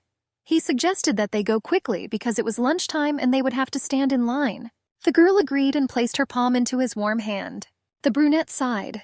Seo probably didn't notice, but everyone nearby was looking at them. No, to be more precise, they were looking at Haru. Their unkind and puzzled looks expressed surprise and doubt. After that, wherever the brunette went, she always heard whispering behind her back. Some were assessing her appearance, others were discussing her glasses. The whispers followed her everywhere. They gossiped about her lack of makeup, about her height and how some people felt uncomfortable around her. The conversations grew more and more. They discussed Seo's choice, the girl's clothes, and predicted their imminent breakup. But in those days, Haru was too busy to be offended by every careless word of those around her. However, perhaps the reason is her reluctance to show Seo to her work colleagues even after 10 years of relationship, in the remnants of the disproportionate feeling of inferiority that overcame her at that time. Seo's voice brought the girl back to reality. The guy was asking for reasons other than the fact that he was handsome. Haru sharply objected. She just didn't want to attract unnecessary attention at work. The brunette was worried about tomorrow. The boss loved to gossip, and the news would quickly spread around the office. Seo was surprised by such a simple reason for her anxiety. It was so like her. Suddenly, the girl revealed that sometimes she even wants to become invisible, so that no one knows about her existence. Seo started fooling around in the water, splashing and splashing. Then he asked if he should see his girlfriend. The girl laughingly replied that she would be home and he would bring ice cream sometimes. The room fell silent. The hairdryer went silent, leaving behind only the echo of the guy's words that everything was ready. The young man helped his girlfriend dry her hair. Seo couldn't understand how women could live with such long hair. The hairdryer shook in his hands. His friend laughed and replied that if you wear long hair all your life, you get used to it. The guy offered to buy a Dyson, but the girl sarcastically asked if the boyfriend had a lot of money. Suddenly, the young man froze mid-sentence. Something on the table caught his attention. He noticed the package of the patch and asked about its origin. The friend told him that Jae-yoon worked in the same building as her. Seo clarified that she meant Moon Jae-yoon, who she met at the wedding. Hae-ru nodded and mentioned that the bandage was from him. The girl admitted that she had recently rubbed her feet, and they had just accidentally bumped into each other. They had seen each other a couple of times since then. Seo looked at his friend's rubbed heels, noting the seriousness of the damage. The boyfriend asked about the cause of the injury. The girl was not going to admit that she had decided to follow Sung-hee's example and put on shoes. So she told the guy that she had put on the wrong shoes. The young man thought about how it happened that Jaehyun saw her legs up close. But then he decided that anything can happen. And the girl was melting with pleasure while the guy stroked her legs. At night, the boy suddenly woke up. The darkness was broken by loud sighs and moans. Haru was shaking all over and talking in her sleep. The young man pulled his girlfriend to him. He stroked the brunette's shoulders. He whispered that everything was fine, trying to calm her down. The girl shuddered and did not wake up. The boyfriend tried to wake his girlfriend. Suddenly, she opened her eyes sharply. Tears glistened on her eyelashes. The guy asked the reason for her moaning. He assumed that it was a nightmare she had. Haru looked at her boyfriend with wide eyes. There was surprise in her eyes. The guy was already dressed up. The girl sat up abruptly in bed. Alarmed by the possibility of being late, she asked why her boyfriend hadn't woken her up. It turned out that he had to get up earlier because of an expected visit from his boss. The brunette asked if she had talked in her sleep. Seo answered affirmatively and that it was not the first time. When asked about the content of the dream, the friend answered evasively, saying that she did not remember it. The young man warned that he had a corporate party that evening, so it would be late. And the girl suddenly felt pain in her stomach and gasped. The boyfriend was worried about what was happening. Haru complained of a stomachache. The guy suggested going to the toilet for a big one, but the girlfriend clarified that the pain was of a different nature. Silently, Seo watched her, adjusting his tie. And the girl was thinking about the beginning of her period, worrying about the presence of pads. After some time, the brunette came out of the toilet feeling awkward. It seemed so, she thought. But she didn't understand why her stomach had started hurting then. A mysterious black package stood on the table in the room, attracting attention. The girl looked curiously at the bag that wasn't there before. There was a rustling sound. It was Haru looking inside. And then she smiled. The brunette breathed a sigh of relief when she saw the contents of the package. Inside were pads and painkillers. The girl thought warmly of the guy's thoughtfulness in taking care of these purchases himself. A lone tree could be seen outside the huge window of the correctional facility, its branches swaying slightly. The journalist looked at her interlocutor attentively. She asked if it was that very day. Haru answered in the affirmative, allowing her memories to carry her back to the day everything changed. The day that became the starting point for everything that happened, the young people spent as a most ordinary day. It was no different from other days. The bar's massive brick building towered over the street. The muffled hum of voices and the clink of dishes could be heard through the glass doors. Seo's colleagues were sighing sullenly as they sat at the set table. The guy was anxiously trying to figure out the reason for their depressed mood. One of the colleagues exchanged meaningful glances with the others, hinting at the guy's ignorance, after which he asked the newcomer's opinion about the team leader. The young man had a positive opinion of his boss. The young man noted the team's efficiency and the lack of overtime. Colleagues agreed that their boss did not behave like old men his age. But it turned out that there was one drawback, and that was alcohol. Seo gasped at the realization that his boss liked to drink. He remembered his experience of avoiding drinking at his previous company.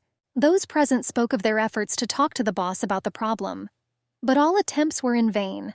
To truly understand the situation, it was necessary to see everything with your own eyes.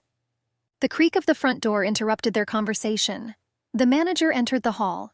The subordinates bowed respectfully, despite his protesting hand gesture and words to remain in their places. The boss radiated good-natured energy and joy. He glanced at his assembled colleagues and suggested that they begin, since everyone had already gathered.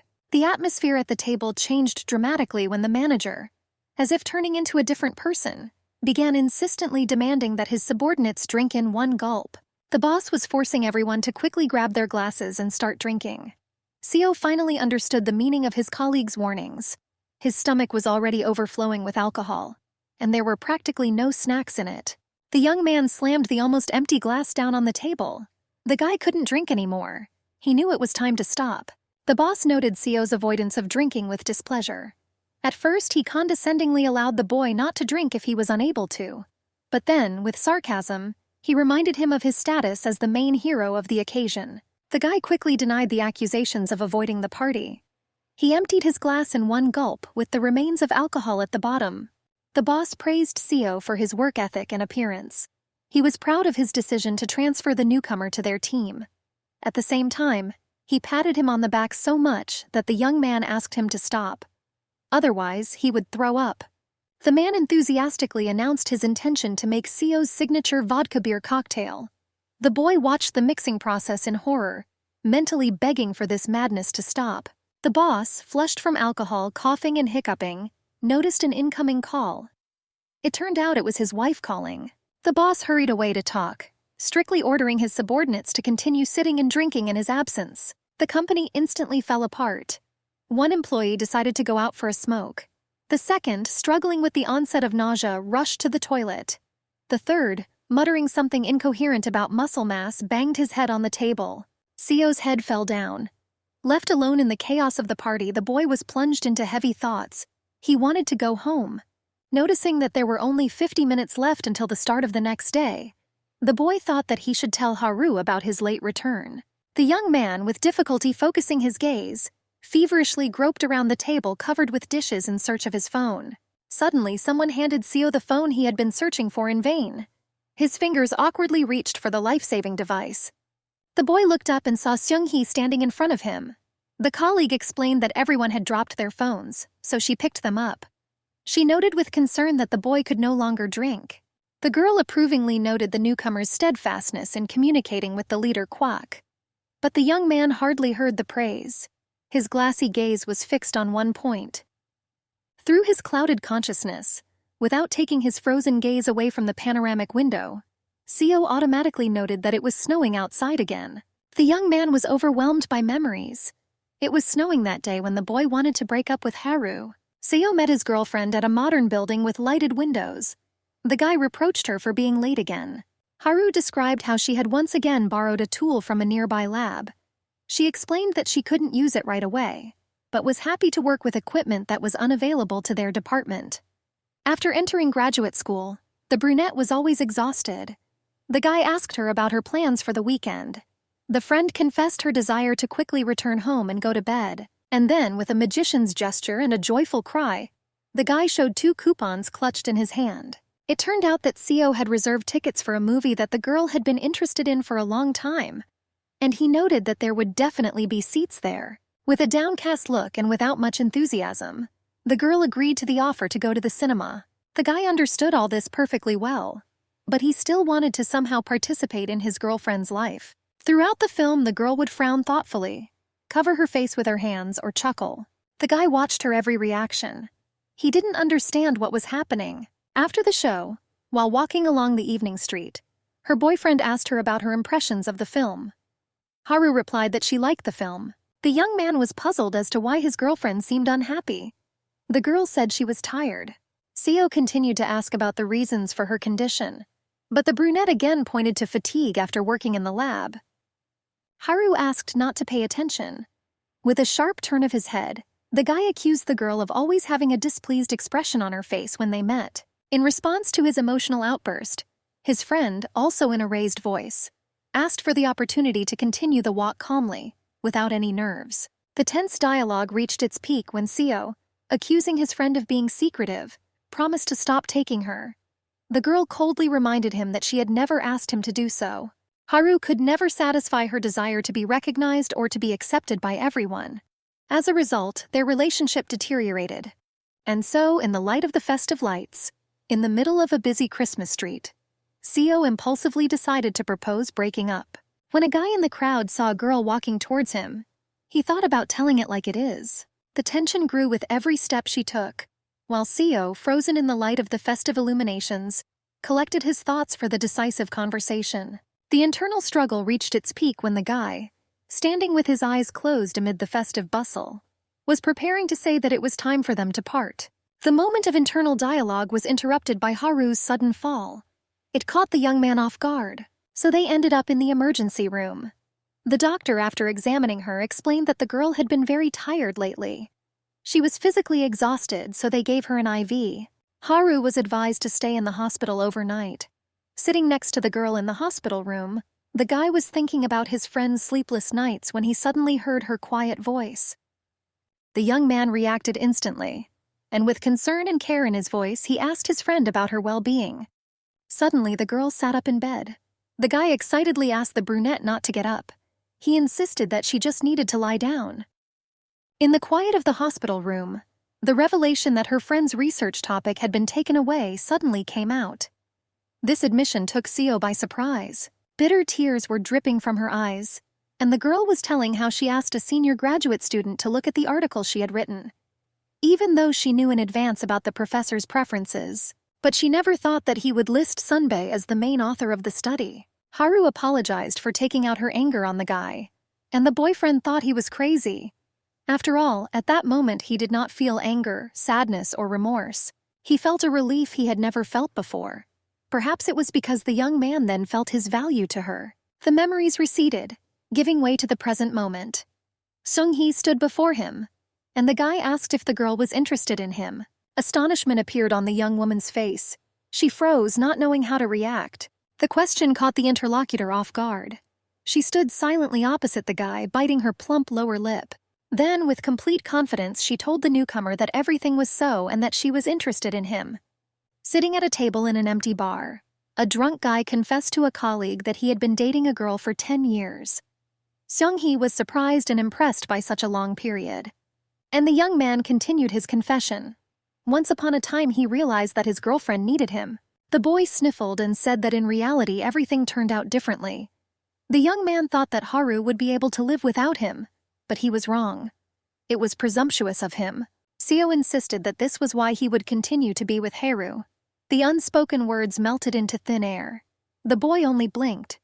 On the edge of consciousness, Sung-hee's worried voice could be heard, calling him to wake up. The request not to fall in love sounded with surprising clarity.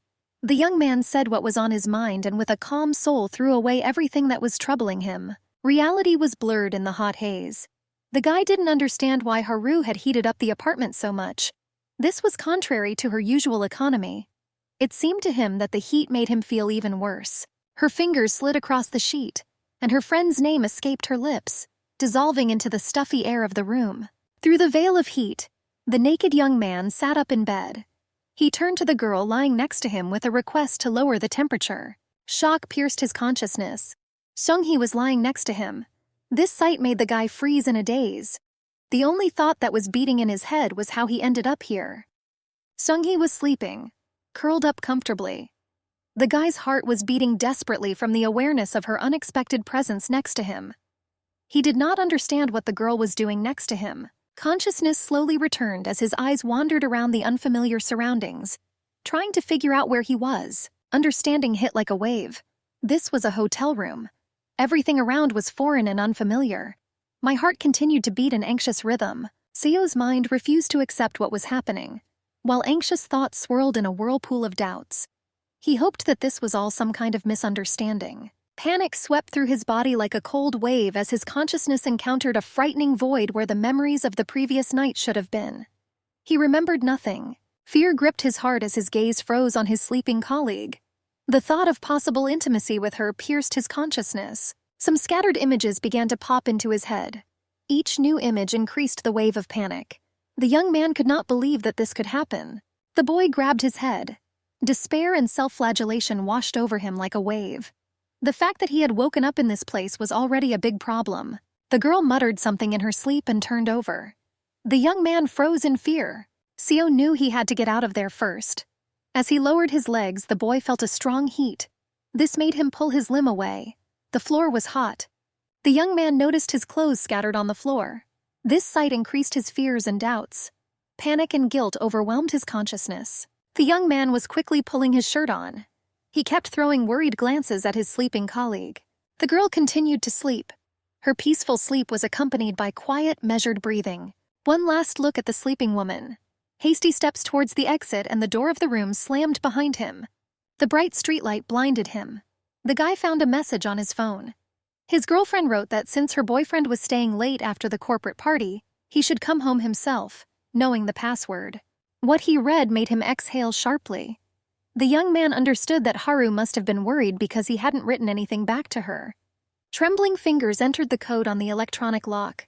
Each number echoed loudly in the morning silence. The tense moment hung in the air as he gritted his teeth and closed his eyes, pulling on the handle of the front door. The guy froze, feeling the bitterness of realization. Seo thought that he would like to be in the brunette's place now. Morning light flooded the room through the tall windows, creating an almost unnatural glow. Haru, alone, lay on the bed under a yellow checkered blanket. Her eyes were open. The moment of awakening had arrived, shattering the illusion of a familiar morning. Seo had not come. The girl paced nervously around the room, pressing the phone to her ear until the beeps dissolved into the void. Her boyfriend's silence since yesterday was worrying her, but she reassured herself that maybe he was still asleep. Finally, someone picked up the phone. The girl asked where Seo had slept. After all, he hadn't come home the night before. The guy made excuses that he drank too much last night. The corporate party was near his house, so he just went there. Haru asked if he was going to spend this weekend with his parents. The guy confirmed that he had decided to stay since he had come. The girl accepted his apologies for the late warning calmly. She said they would meet on Monday. The brunette turned on the TV. She was thinking that the guy had had too much and couldn't even warn her in advance that he would be late. Haru concluded that they drank a lot in his company. An hour later, the girl was watching a zombie movie. The sofa cushion became her only company. Time passed. Haru ate ice cream and continued watching the movie. The zombies on the screen were still roaming the streets. 3 hours later, she was already lying on the couch. The TV was playing in the background, and the brunette was scrolling through her social media feed. The girl tried to remember if weekends were always so boring. It was strange, but she thought she would have a good time alone. The brunette suspected that it was all about her partner.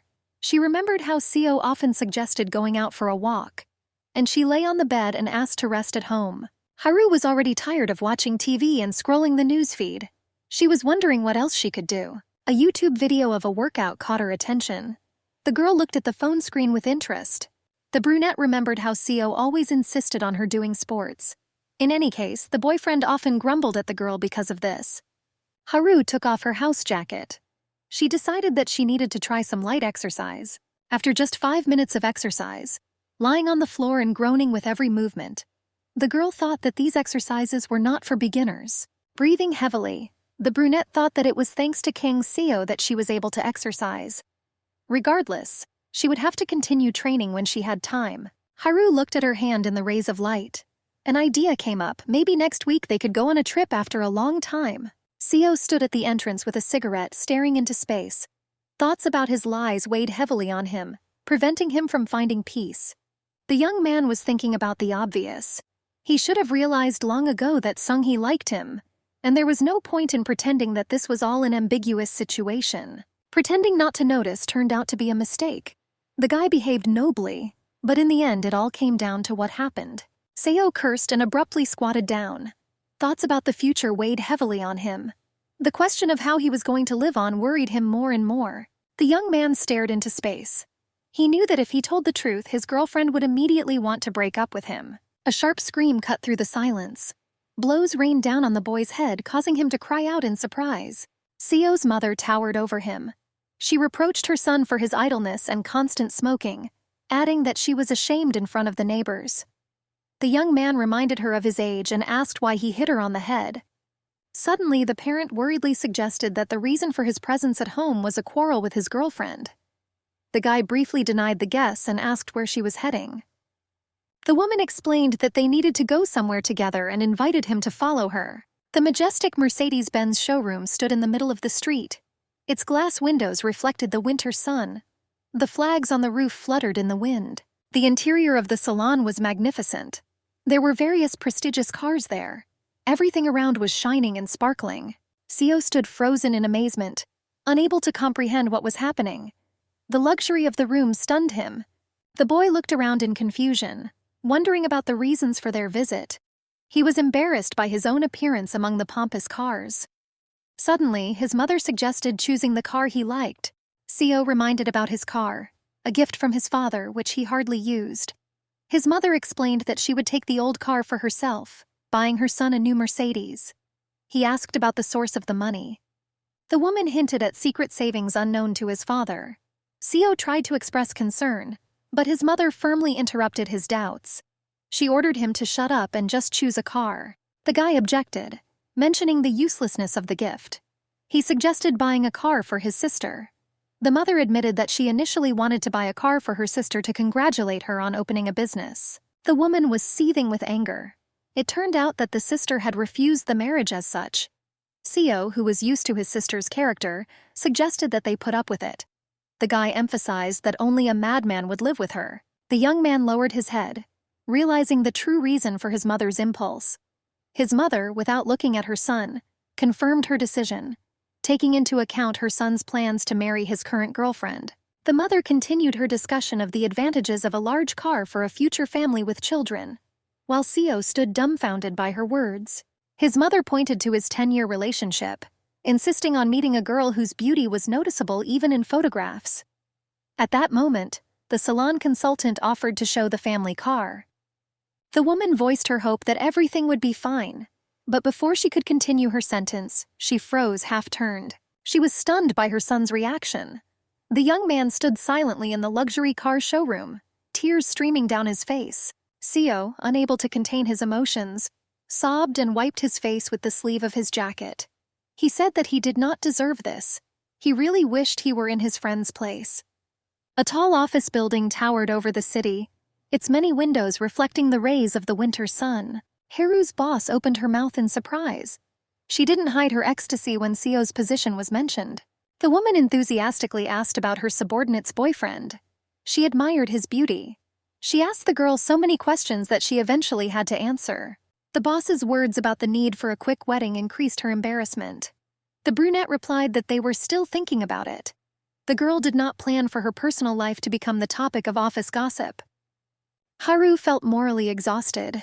The boss had been talking about Seo since Friday, warning and hinting that others might take him away. The brunette knew it very well. The woman reminded the girl of the importance of not losing heart. The girl was surprised by what she heard, but remained silent in response. The elder, looking down at her drink, noticed signs of loss of spirit in her subordinate. She continued to talk about the long line of potential suitors for the brunette, urging the girl to straighten her shoulders. The next words were about waiting for their beautiful and cool wedding. The boss insisted that she should be the one to receive the first invitation. Haru only nodded with a smile, quietly saying words of understanding. The conversation abruptly turned to work-related matters. A sudden loud scream pronouncing Yeren's name shook the office. It was the boss not holding back his irritation, scolding the blonde for not keeping the receipts correctly. His voice echoed loudly throughout the huge room. The manager's angry words echoed throughout the office. Haru knew that this situation would bring the blonde to tears again, and she realized her powerlessness to help. Unexpectedly, the words of apology rang out in the tense silence of the office. Yeren's promise to correct her mistakes and seek help from Assistant Jong hung in the air. The colleagues watched the scene from the side. The older one asked curiously what Yeren had done again, and the brunette noted that there were no tears. However, she was confused by the mention of her name. The boss's incredulous snort filled the air as the girl's promise to be more careful only caused him to ask a surprised question. As he was leaving, the boss threatened that next time he wouldn't let it go so easily. And he threatened to leave the blonde without lunch. Yeren froze in a bow. The girl's words of apology were spoken in silence. Haru watched the scene in silence, her eyes wide with surprise. The girls were alone. Yeren held a cup of coffee and insisted that everything was fine. She confided to her senior colleague that her boss grumbled like that every day. The brunette carefully voiced her concerns about her boss's dislike. Yeren admitted that she probably didn't like her. In any case, she took the general alienation in the office for granted. The blonde's smile softened the bitterness of her words as she confessed her only wish. The main thing was that Haru wouldn't hate her. Yeren's gratitude for being able to work at the company thanks to Haru sounded sincere. The other party sighed deeply. She couldn't hate the blonde. Well, it was time to clear things up. Haru quietly started the conversation. She wanted to ask her colleague something. The blonde quickly responded and froze in anticipation with interest. Haru reminded her of the revelations with Siri about meeting a man they had recently encountered in the lobby. The girl immediately agreed, but immediately asked again if she had made a mistake. Smiling, the brunette calmed the girl down and asked her not to talk about personal matters without her in the future. Because Siri's assistant had misunderstood everything. But the girl did not blame the blonde. Yeren sincerely apologized. Haru reassured the girl. She advised her to be careful as someone at work might misunderstand her. Yeren leaned forward sharply. Her eyes lit up with hope as she asked for more advice on what she needed to improve about herself. Haru was surprised by the sudden request. Haru made a direct remark about clothes. Yeren froze in amazement. The blonde was confident in the company's relaxed dress code. This was unexpected. The senior colleague explained her thoughts gently. Her words about a more appropriate office style sounded delicate. A smile softened the directness of the advice. Haru tactfully continued the conversation about the dress code. She didn't care about the girl's clothes, but it could irritate the bosses. The blonde took the advice with understanding. The senior colleague observed the girl's sincere enthusiasm. Her willingness to change brought a warm smile. In her thoughts, she noted the blonde's charming spontaneity. At the end of the working day, Seo left the office and walked slowly along the evening street. His thoughts were heavy, indecision reflected in every movement. The young man was tormented by doubts. He thought about the possibility of simply apologizing to his girlfriend and going back. The guy grabbed his head. The thought of meeting Haru caused anxiety. The young man flinched at the unexpected call. His hand twitched and slowly dropped from his face as he realized who was standing in front of him on the street. Seo began to stutter from the sudden and unexpected meeting with his friend. The girl immediately explained that she had sent a message about having dinner together and going home. The guy admitted that he hadn't seen the message. The brunette awkwardly admitted her desire to also come and wait for her boyfriend near the entrance to his office. Haru was worried that it would seem funny that she suddenly brought up this topic. But the guy did it too, so it was nothing special. Seo hadn't expected such a frank conversation. Suddenly the guy was called by his position, deputy. The young man shuddered at the voice. Turning around, he saw Seung-hee standing behind him. The co-worker casually mentioned that it seemed like a girl had come to see Seo. The guy turned slowly. The question of why now sounded in his head, but he answered his colleague dryly that he had to go. His girlfriend stood next to him and said nothing. The colleague agreed, reminding her that they would see each other at work tomorrow. The brunette watched this scene and the girl closely. The young man quickly tried to change the subject, mentioning that he wanted to eat at the establishment as well. Seung-hee slowly moved away from the couple, walking in the other direction. Seo asked about her food preferences, but his girlfriend did not react to his words and looked at one point. The young man waved his hand in front of the girl's eyes, asking where she was looking. And the brunette stared into space, lost in her thoughts. She didn't believe in intuition. In her opinion, faith without clear justification was meaningless. Sometimes she was scared, but she thought that all this was speculation. However, at that very moment she felt a strange discomfort that in a second spoiled her mood, which had risen over the weekend. Black thoughts filled her head. The girl was sure that something was happening between them. Sharply grabbing Seo by the coat, she pulled him to herself and kissed him. The young man was confused and tried to say something.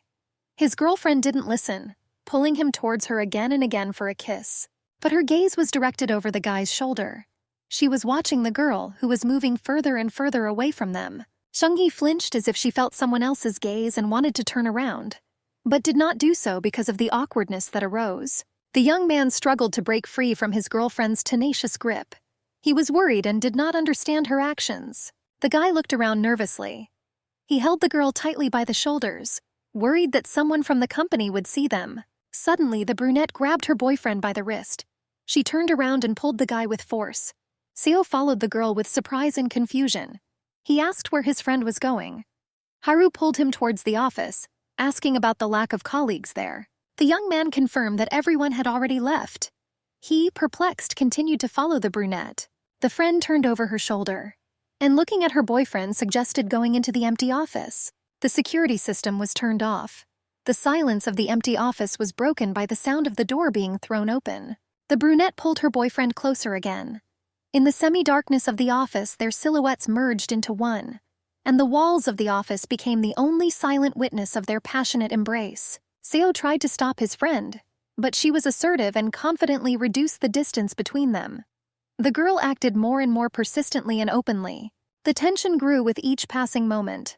The boy hesitantly suggested going home, but Haru demanded an explanation for such a plan of action. She asked her boyfriend what was bothering him, but the guy replied that it was not about that, and nervously looked away from the coffee cup with the bunny logo on someone else's table. In the silence of the room, the girl forced the guy to meet her gaze. She asked him to look at her. The brunette was asking if the guy was bothered by what they were doing. The question hung in the air. Haru's fingers were still clutching the young man's chin. He answered negatively. Suddenly everything changed. The guy's movements became confident and swift. In a fit of passion, he pressed his girlfriend to the cold glass of the panoramic window. Their lips met in a hot kiss. Seo's hot breath slid down the girl's bare neck, making her arch from the passion that surged through her. A hoarse moan escaped her throat. Sometimes Haru wished she had more common sense. Slender fingers slid over the boy's shoulders, tearing off his clothes. The girl had no proof of what had happened. She had nothing to show. So she kept silent and accumulated anger inside herself. The young man's jacket dropped to the floor near the office chairs with a dull sound. Desire washed over them in an uncontrollable wave. The young people merged in a passionate kiss. Their bodies merged into one. The guy and the girl did not notice anything around them. Hoarse groans and hot whispers were heard in the semi-darkness. They looked at each other without taking their eyes off each other. The kisses echoed in the semi-darkness of the room with passionate sounds. The guy understood at these moments that he could only despise himself. Sometimes he was glad that his girlfriend didn't know about what had happened. He also wanted to be angry about it all. But then he realized that he couldn't do anything. And he just wished that someone would turn back time so that all this would simply not have happened. In the silence of the night streets, their steps echoed off the walls. The couple was walking home. A chasm formed between them again. The guy's question about food hung in the air. The brunette confirmed that she no longer wanted to eat. Seo also had no appetite.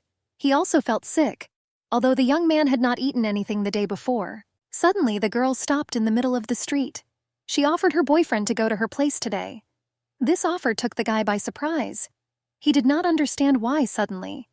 The brunette convinced the young man to just leave if he was uncomfortable being with her now. After all, there was no point in going. Knowing his girlfriend's character, Seo understood that these words were not empty, and he would have no problems if he decided to leave. And he had such a desire. But he took a step forward and came closer. Squeezing the girl in his arms, he whispered that he wanted to be with her. In the quiet of the city at night, Haru admitted her inattention. The girl understood how feelings could change over time. She allowed that in a long-term relationship, attraction to others could appear. Looking at the guy with her huge eyes, the brunette asked for an honest confession. The question of whether the boyfriend had spent Friday night with Seungyi hung in the air. Seo's heart began to beat faster, betraying the internal struggle. Thoughts were all mixed up in his head as the confused young man stood before a choice. His heart knew the answer, but his hands were shaking from fear of speaking the truth. Confession could ruin everything. The guy clenched his fists. At that moment he realized that there are actions that do not deserve forgiveness, especially when he himself could not forgive something like that. Seo tried to justify himself. He grabbed the girl by the shoulders and began to convince her that he had gone home that evening. The young man was understanding of his girlfriend's doubts. After all, he had never written anything back. The young man seemed to understand what exactly was angering her, and a smile blossomed on his face, as if this discovery pleased him. Doubt flashed in the girl's eyes, but Haru pushed these thoughts away. She felt that she was too suspicious. The brunette rested her forehead on Seo's shoulder. There was so much trust, so much tenderness in this gesture. She apologized for her mistrust. The young man's lips touched the top of her head, and inside everything turned over with disgust at himself. But the fear of losing his friend was stronger than the truth. The next morning at the office, Seo heard Seunghee's greeting. The colleague tried to talk to him. The young man mumbled something in response and quickly headed in the other direction. Their next meeting took place in the smoking area.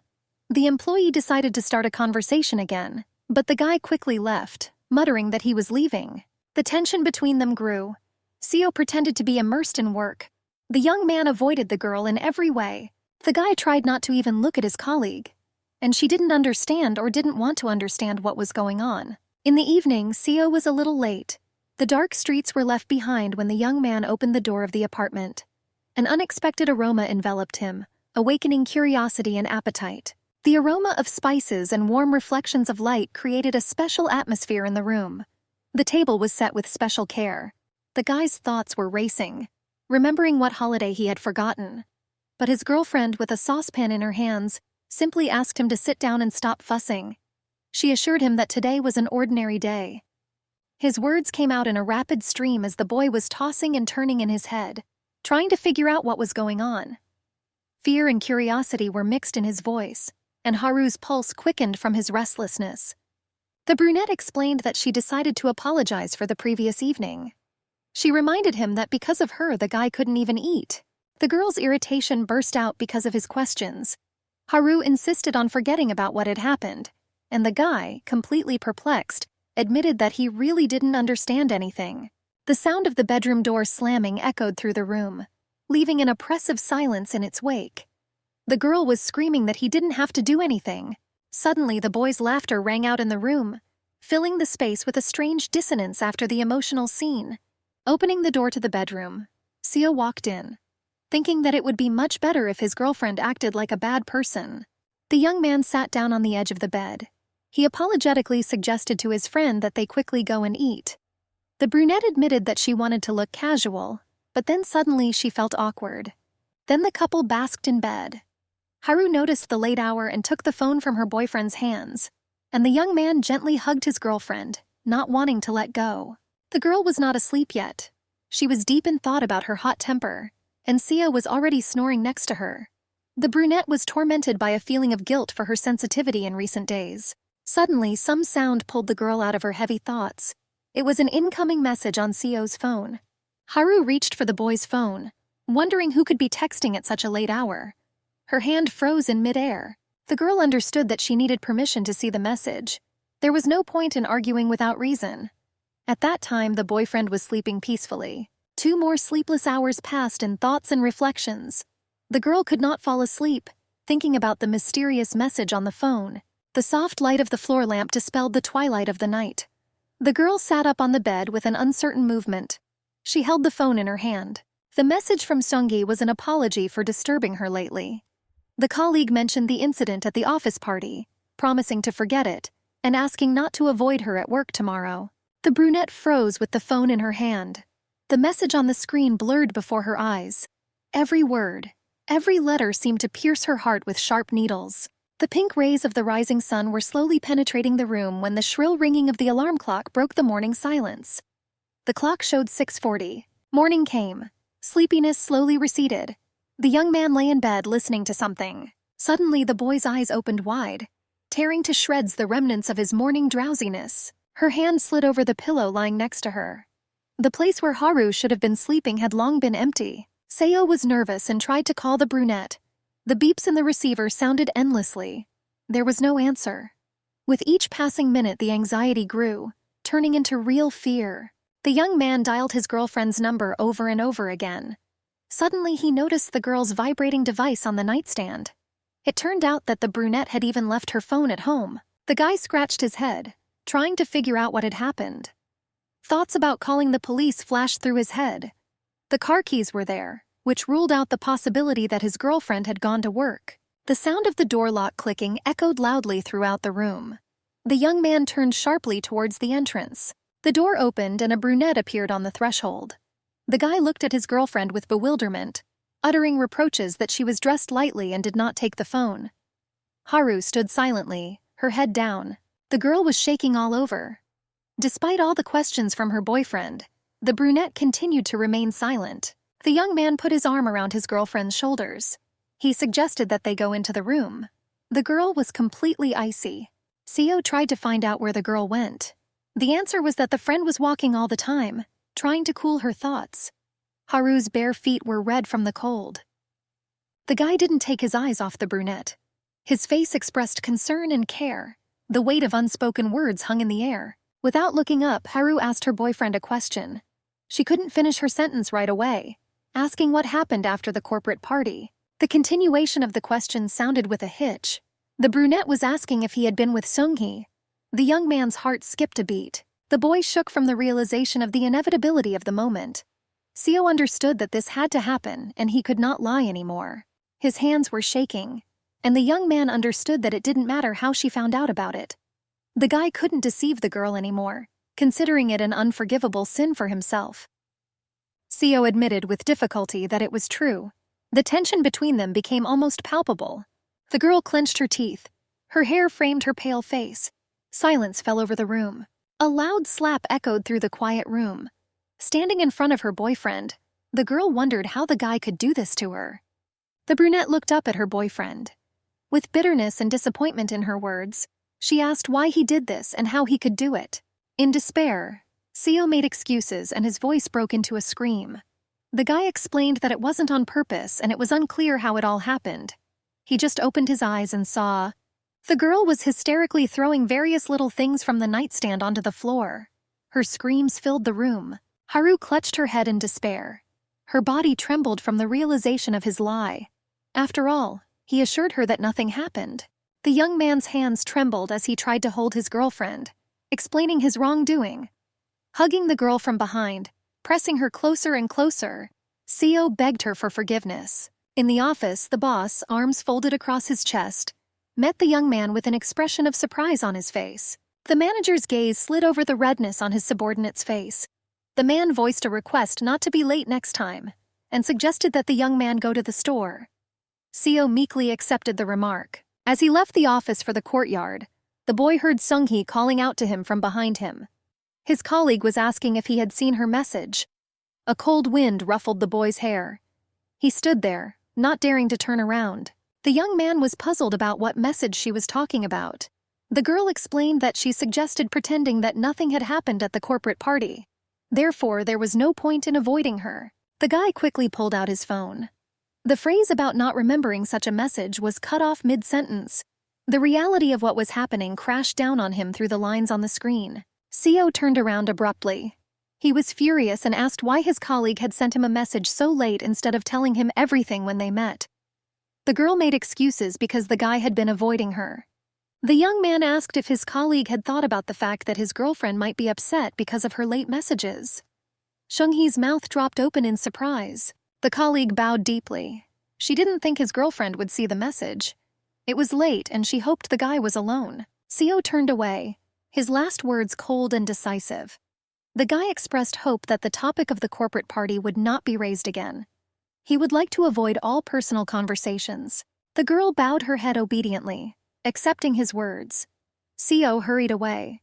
His muttering about how one could not understand such simple things at such an age was lost in the noise of the street.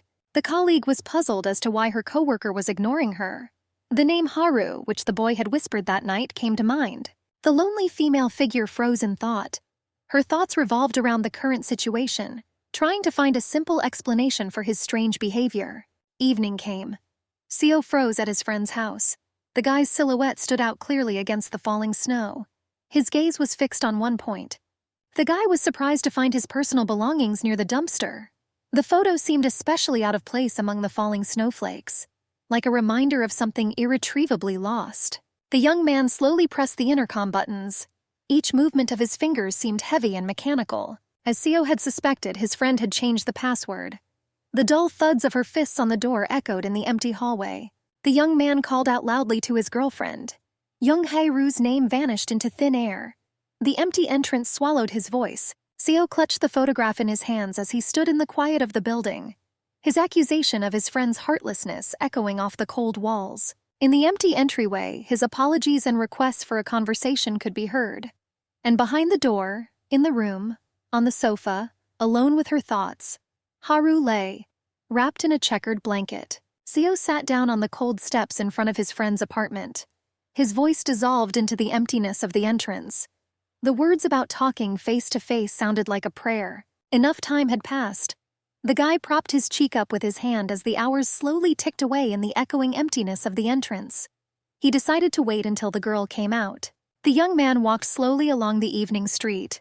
A week of fruitless attempts to reach Haru had left a trace of fatigue on his face. He even came to see her on weekends. Seo was walking down the street, deep in thought. He was thinking about his wrong actions and his desire to see his girlfriend, when his mental reasoning was suddenly interrupted. An unfamiliar female voice came from behind. A request for directions to Haeyeon Street, number 113, rang out in the evening air. This made the boy slowly turn around towards the sound. A woman in a fur-trimmed coat stood in front of Seo holding a piece of paper. Her voice sounded uncertain, like someone who had just arrived in an unfamiliar area. She was looking for her daughter. The guy pointed to the right building, and the woman, covering her mouth with her hand, laughed in surprise at the fact that she had been hanging around right in front of the right house all the time. Seo noticed a heavy bundle in the stranger's hands and offered to help carry it, since there was no elevator in the building. He explained that he also needed to get to that building, and asked for the number of the apartment he needed. Hearing the answer, the guy froze, clutching the bundle tighter in his hands. His girlfriend lived in apartment 301. The young man asked the daughter's name and heard the name Chung Hae-ru. The stranger asked if Seo knew her daughter. The young man bowed low to the woman, admitting that he was Haru's boyfriend. She was pleasantly surprised and glad about the unexpected acquaintance. Seo asked if the woman had come to give Haru some food, noting that the brunette was late returning on Monday.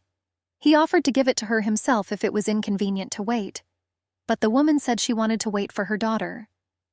She spoke admiringly about the guy, and Seo smiled shyly and thanked her for the warm words. The young man knew for sure that the brunette had stopped communicating with her family, and wondered if she had really decided to resume the relationship. The woman offered to open the front door, assuming that Seo knew the password because of his frequent visits. She insisted on going in and waiting inside, since it was cold outside. The young man began to tell the truth, but stopped mid-sentence when he saw Haru, who was standing opposite them and asking with displeasure how to understand this situation.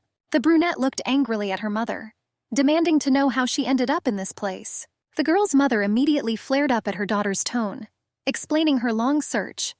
Seo watched the tense scene silently, not understanding what was happening. The woman approached her daughter and asked how she was doing. She tried to take the brunette's hands, but the girl shuddered from this action. Haru angrily pushed her mother's hand away, taking a step back. She angrily said that she didn't know how her mother knew where she lived, but demanded that her mother leave. The woman began to explain that she had come from far away for her daughter, but the brunette screamed, demanding that she leave and not come back. Some passers-by watched the scene with curiosity. Seo tried to intervene, asking the reasons for the girl's behavior. The friend abruptly cut the young man off mid-sentence, insisting that he didn't know anything anyway, so he shouldn't interfere. The brunette continued to be indignant that Seo had no right to interfere and should leave. The guy at that moment was thinking about how he could know anything if his friend hadn't told him anything. The young man tried to calm his girlfriend down, but the girl, already at her limit, screamed for them both to leave. Her words were filled with utter despair. Haru continued to scream, threatening to call the police if they didn't leave. Seo and the girl's mother stood silently, watching Haru's emotional breakdown, unsure of how to respond to her hysteria. The young man wanted to follow the girl and shouted to wait, but the woman grabbed his hand, telling him to leave Haru because she wouldn't listen anyway. The friend's mother, with a sweet smile, offered Seo to have coffee to get to know the man her daughter was dating better. She asked the guy which way there was a coffee shop. Seo was surprised by her invitation. He was sure that he needed to talk to his friend first. A small cafe was located nearby on one of the city streets. Its sign softly illuminated the entrance to the establishment. The woman began her story by admitting her guilt. Sitting at a table with a cup of coffee, the interlocutor shared with the guy how, when her daughter was a child, she had to work a lot because of her husband's illness, and she did not pay enough attention to Haru. Seo asked about his friend's older brother. The woman admitted that Heisu was a little immature but a good guy, and he was kind to her. She would like the girl to be like her brother. Haru's mother had hinted at her daughter's nervous nature since childhood. She admitted her guilt in not going to the doctor in time. That must be why the girl is now in such a bad state. The woman expressed genuine joy at her daughter's acquaintance with such a wonderful Seo. The guy sat silently, his head down and not raising his eyes to his interlocutor. The conversation touched on the place of residence. The accomplice of the conversation asked where the young man lived. He told about his house in the Cheon-Hamdong area. The woman perked up when she heard the name of the prestigious area and covered her mouth with her hand in pleasure. She excitedly asked if their family was living well. When his interlocutor asked him what his parents did, a confused Seo said that his mother was a housewife and his father held a management position at A Electronics. The woman spoke enthusiastically about Seo's family, noting both father and son. She hinted that Haru should behave decently towards him, which made the boy feel awkward. Suddenly, the interlocutor pushed a package of food towards the guy, assuring him that she had cooked it herself and that it was delicious. But the guy reminded her that the gift was intended for Haru. The woman began to compare them to newlyweds. She offered the couple to eat the food she had prepared together, although she doubted whether the son of a rich family would like it. And she also mentioned the difficult character of her daughter.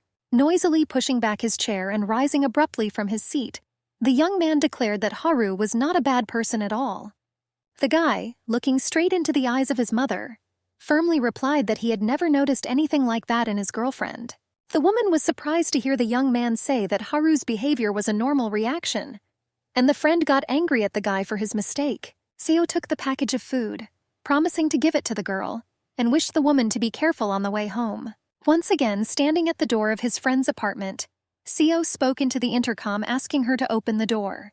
Standing at the door and knocking on it with his fist, the guy asked to open the door. He knew about the brunette's presence at home and explained that he needed to pass something on. In the silence of the entrance, Seo's heavy sigh was heard. The young man spoke words of humility, admitting his defeat. He placed the package of food under the door with a dull thud, saying out loud that it was a package from his mother and offered to take it. Going outside and trying to smoke, the guy was thinking about the strangeness of Haru's situation, who did not communicate and did not want to communicate with her family for an unknown reason.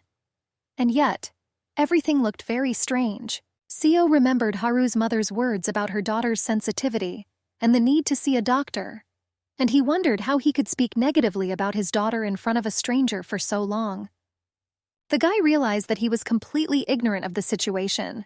His girlfriend was constantly angry or avoided talking about her family, but he was sure that there must be a reason for her reluctance to talk about this topic. The click of the opening door and the sound of footsteps made the guy tense up and freeze in the semi-darkness of the yard. A brunette in home clothes came out of the entrance and emptied the contents of the box into the trash can. The boy called out her name, grabbing her hand as he saw her throw away normal food. The young man shuddered when he saw the girl's tear-stained face with reddened eyes. He asked if she had been crying. The girl denied her tears, asking why he hadn't left yet. Seo persistently showed interest in the reason for her condition. Haru was on edge, asking if he would understand the reason for her tears. Her boyfriend had rejected her first, so what difference did it make whether she cried or not? In her heart, She called the guy an idiot. The guy also started shouting, exclaiming that he couldn't be indifferent. Seo admitted that he was an idiot with many mistakes and was indignant about what the girl's words about refusal meant, as if she were a thing. The brunette waved it off, saying that it didn't matter anymore. But the guy grabbed her hand, begging her to talk to him. The guy asked if she was really ready to end things with him like that. Haru responded by asking what else she could do. Did he want her to pretend that nothing had happened and live her life as before? The young man begged to let him explain. But the girl screamed that it was not necessary, that he had already made his choice and asked him to just leave. The guy pulled his girlfriend towards him, holding her hand, and their eyes met. Hatred splashed in the girl's eyes. It was a tense moment. The brunette threw her hand away and pushed the young man away. The guy understood everything. Only one word was spoken. Seo watched the girl's figure move away. Suddenly he said goodbye, saying that he would not come again and let it be what it will be. The heavy front door of the building slammed behind the brunette with a loud bang that echoed in the silence. The young man stood motionless, tears glistening in his eyes as he stared into the void before him, wiping the moisture with the sleeve of his jacket. The guy thinks that his girlfriend is not okay. She is crying, doing something incomprehensible, and again in light clothes. Suddenly the young man's eyes widened in sudden realization of what he saw. He saw a box of food in the dumpster. The homemade treat he had given to his friend was now lying among the trash. The city was bathed in the gentle rays of the sun. The high-rise building rose majestically among the clouds, painted in warm tones. Haru sat at her desk looking at the monitor, but her thoughts were far away. She had already forgotten. Or rather, she tried to forget. Only the memories returned. The brunette thought about how she wanted to forgive her mother. But the girl didn't even suspect that trying to forgive would make the girl so pathetic. That very day came to mind. There were cooked crabs on a plate on the table. The brunette complained to her mother that she wasn't feeling well. The woman, no longer quite sober, sat silently at the table. She had another glass of drink in her hand. Haru complained that she was itchy after eating. The mother flared up and shouted at her daughter not to eat it. Without ceasing to shout and get angry, she reproached her daughter for not even realizing how much this dish cost. Haru was silent. She scratched the inflamed skin on her hands, and her mother continued to complain that the girl was brought such good food, and she turned up her nose. Suddenly there was a dull thud. The woman glanced sideways at her daughter. Haru fell face down on the table and began to choke. Horrible hoarse sounds came out of her throat. Her face, hands, and her whole body were red from the rash. At the medical center, after examining her, the doctor informed her that the girl had anaphylaxis. This is a very serious allergy to some medicine or food. The doctor explained that if the patient had arrived later, she could have died. He recommended that the girl's mother be careful and make sure that the brunette did not eat any more crustaceans. Haru was lying in the ward under a drip, and her mother stood nearby and reasoned that no one in their family had allergies. After all, her son could eat crabs without any problems. The doctor insisted that even if no one in the family had allergies, someone else could develop them, and it wouldn't hurt for the girl to get tested for allergens. To which the woman loudly complained about the lack of money. Standing next to her daughter in the medical center, the mother thought with hostility that all this was very strange. She was upset that the girl looked like her father. The woman was angry that she had no money. Seeing that her daughter had begun to regain consciousness, the mother ordered her to go home as soon as she came to. Those who observed this scene were surprised by the coldness and heartless words of the woman. The mother left the room. The public who were in the medical center wondered if it was really the mother. After all, this is not how to act, and the girl could only grit her teeth in resentment. For a while, Haru thought she should be grateful to her mother for taking her to the hospital. But then she realized that normal relatives would not abandon a sick person and go home. And the brunette also understood that normal relatives would not disgrace her in front of other people. Therefore, the girl should never forget about this situation. The brunette sat at the table, motionless and silently thinking. She was perplexed because her mother had unexpectedly brought her food, and this raised many questions. Suddenly, a female employee's voice was heard. The woman folded her arms and asked if Haru was alone in the office during lunch. The girl asked the reason why she was being asked such a question. The interlocutor asked curiously whether the girl had seen her wallet by chance. The employee had not found it since lunch. Haru recalled their recent incident, when she had abruptly put her colleague in her place. The brunette suspected that her interlocutor was still indignant and held a grudge against her. The answer was negative. Haru admitted that she had not seen the wallet or anyone approaching the woman's workstation. The employee answered doubtfully that it was all very strange. After all, there was no one in the office during lunch except Haru. The brunette felt hurt and asked irritably if she was really suspected of what she had done. Her voice trembled with resentment, and her gaze betrayed indignation and anxiety. Suddenly, Yeren interrupted their conversation and noted that she had also been in the office during lunch. The employee objected that the blonde had left with the director, but she explained that she had returned because she was feeling unwell.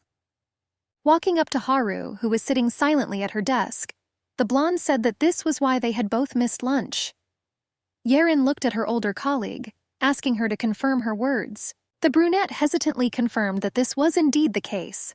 The employee, with a displeased look, said through clenched teeth that if that was the case, then let the girls do their job. Already leaving the stranger's workplace, the woman muttered in surprise, wondering where her wallet could have gone. And Yeren, smiling at her, wished that the missing item would be found sooner. Touching the silent Haru on the shoulder, the blonde asked why she was working during the break.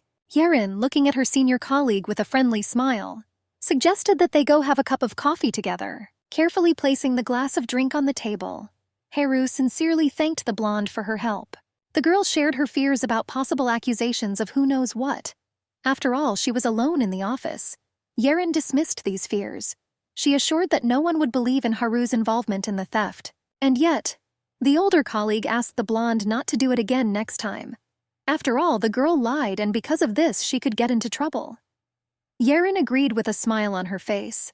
In response, the interlocutor expressed surprise at the recent 2-day absence of her senior colleague.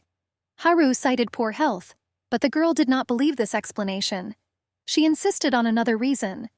Unexpectedly, Yeren offered to guess the reason and suggested that the brunette's boyfriend had cheated on her. The interlocutor's eyes became huge in surprise and she was shaking. Haru was surprised. After all, she hadn't told anyone about this. The blonde noted her attention to detail in everyday affairs. This situation was similar to the brunette's interest in the story with Yeren's boyfriend. The blonde said that she easily guessed everything by looking at Haru's face. The brunette understood that her colleague had gone through something similar, but it was still surprising that the girl guessed everything right away.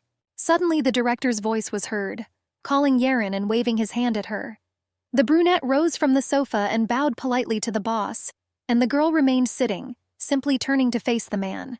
The boss continued to address the blonde and suggested that they have lunch together next time. The girl agreed and apologized for having to cancel the meeting. Haru was surprised by what was happening. Later, the brunette asked if it was true that the girl had not had lunch with the director, and she received an affirmative answer. Then she asked why that had happened. It turned out that Yeren had learned about the rumors that were going around about her and the director. The girl accused her colleague of keeping the information quiet. The brunette apologized in response to this accusation. Haru asked why the girl was so close to the director. It wasn't necessary. The blonde told about living alone with her mother and her desire to get a full-time job as the main breadwinner in the family. Yeren had tried to get this job in many ways, but now she wanted to earn the contract through hard work. The brunette thought how skillfully the girl hid her problems behind a happy facade. The blonde gently tried to calm Haru down and asked her not to be upset about what was happening. In response, the older colleague confidently assured that she had taken the news quite calmly. Yeren continued to console the girl. She called her colleague a good person. She admitted that the girl was much more beautiful than her, and there was a chance to meet a partner better than the previous one. In response, Haru remained silent. At the end of the working day, the girl slowly walked down the stairs. The city lights created a soft glow around her. The brunette remembered Yeren's words to her that she was a good person. She remembered the evening when Haru fainted on the street decorated for Christmas. Then she ended up in the medical center, and under the drip she opened up to Seo. The brunette knew about the professor's preference. The girl told the story with tears in her eyes. She couldn't even imagine that the teacher would be able to list Sunbae as the main author of the research she had been working on for a long time. Haru sincerely regretted that she had been taking out her anger on her boyfriend all the time. She apologized for her behavior. The guy listened to her silently, shocked by such an unexpected confession. Seo smiled, leaned towards the girl and asked why his friend suddenly decided to apologize. After all, the girl had just woken up. And he added that when his friend was discharged, she would need to eat better. The guy reminded her that in the 21st century, malnutrition is unacceptable and offered to choose what she wants to eat after being discharged. The girl thought how wrong she was to think that he would be angry. The young man squeezed his girlfriend's hand and asked if she approved of making pasta with basil. And the girl felt that the guy's hand was shaking. Suddenly, the brunette realized that her boyfriend looked more scared than she did. Her eyes were filled with tears as she realized this moment. Haru thought that good people looked like Seo, not like her. Already standing at the door of her apartment and pressing the buttons of the code lock, the girl thought that if it weren't for her boyfriend, she would never have known what it was like when someone worries and cares about you. Entering the apartment, the brunette admitted that perhaps she was very lucky, and she would never be able to feel something like that again. There was a squeak of shoes. Haru thought she was getting her comeuppance for being greedy and grabbing for something she didn't deserve, so, standing on the threshold, the girl decided that it was time to let her boyfriend go. Tears flowed down the girl's face in huge drops and fell down, falling on the floor. Suddenly, someone's hand grabbed the door, preventing the girl from closing it. A creaking sound was heard and the girl was rudely called out. Haru turned around at the sound of the creak. Opposite the brunette stood her brother, Heisu, and asked if she really lived here. The girl's face was frozen in shock. Without taking his eyes off his sister and smiling nastily, the young man noted that they had not seen each other for a long time.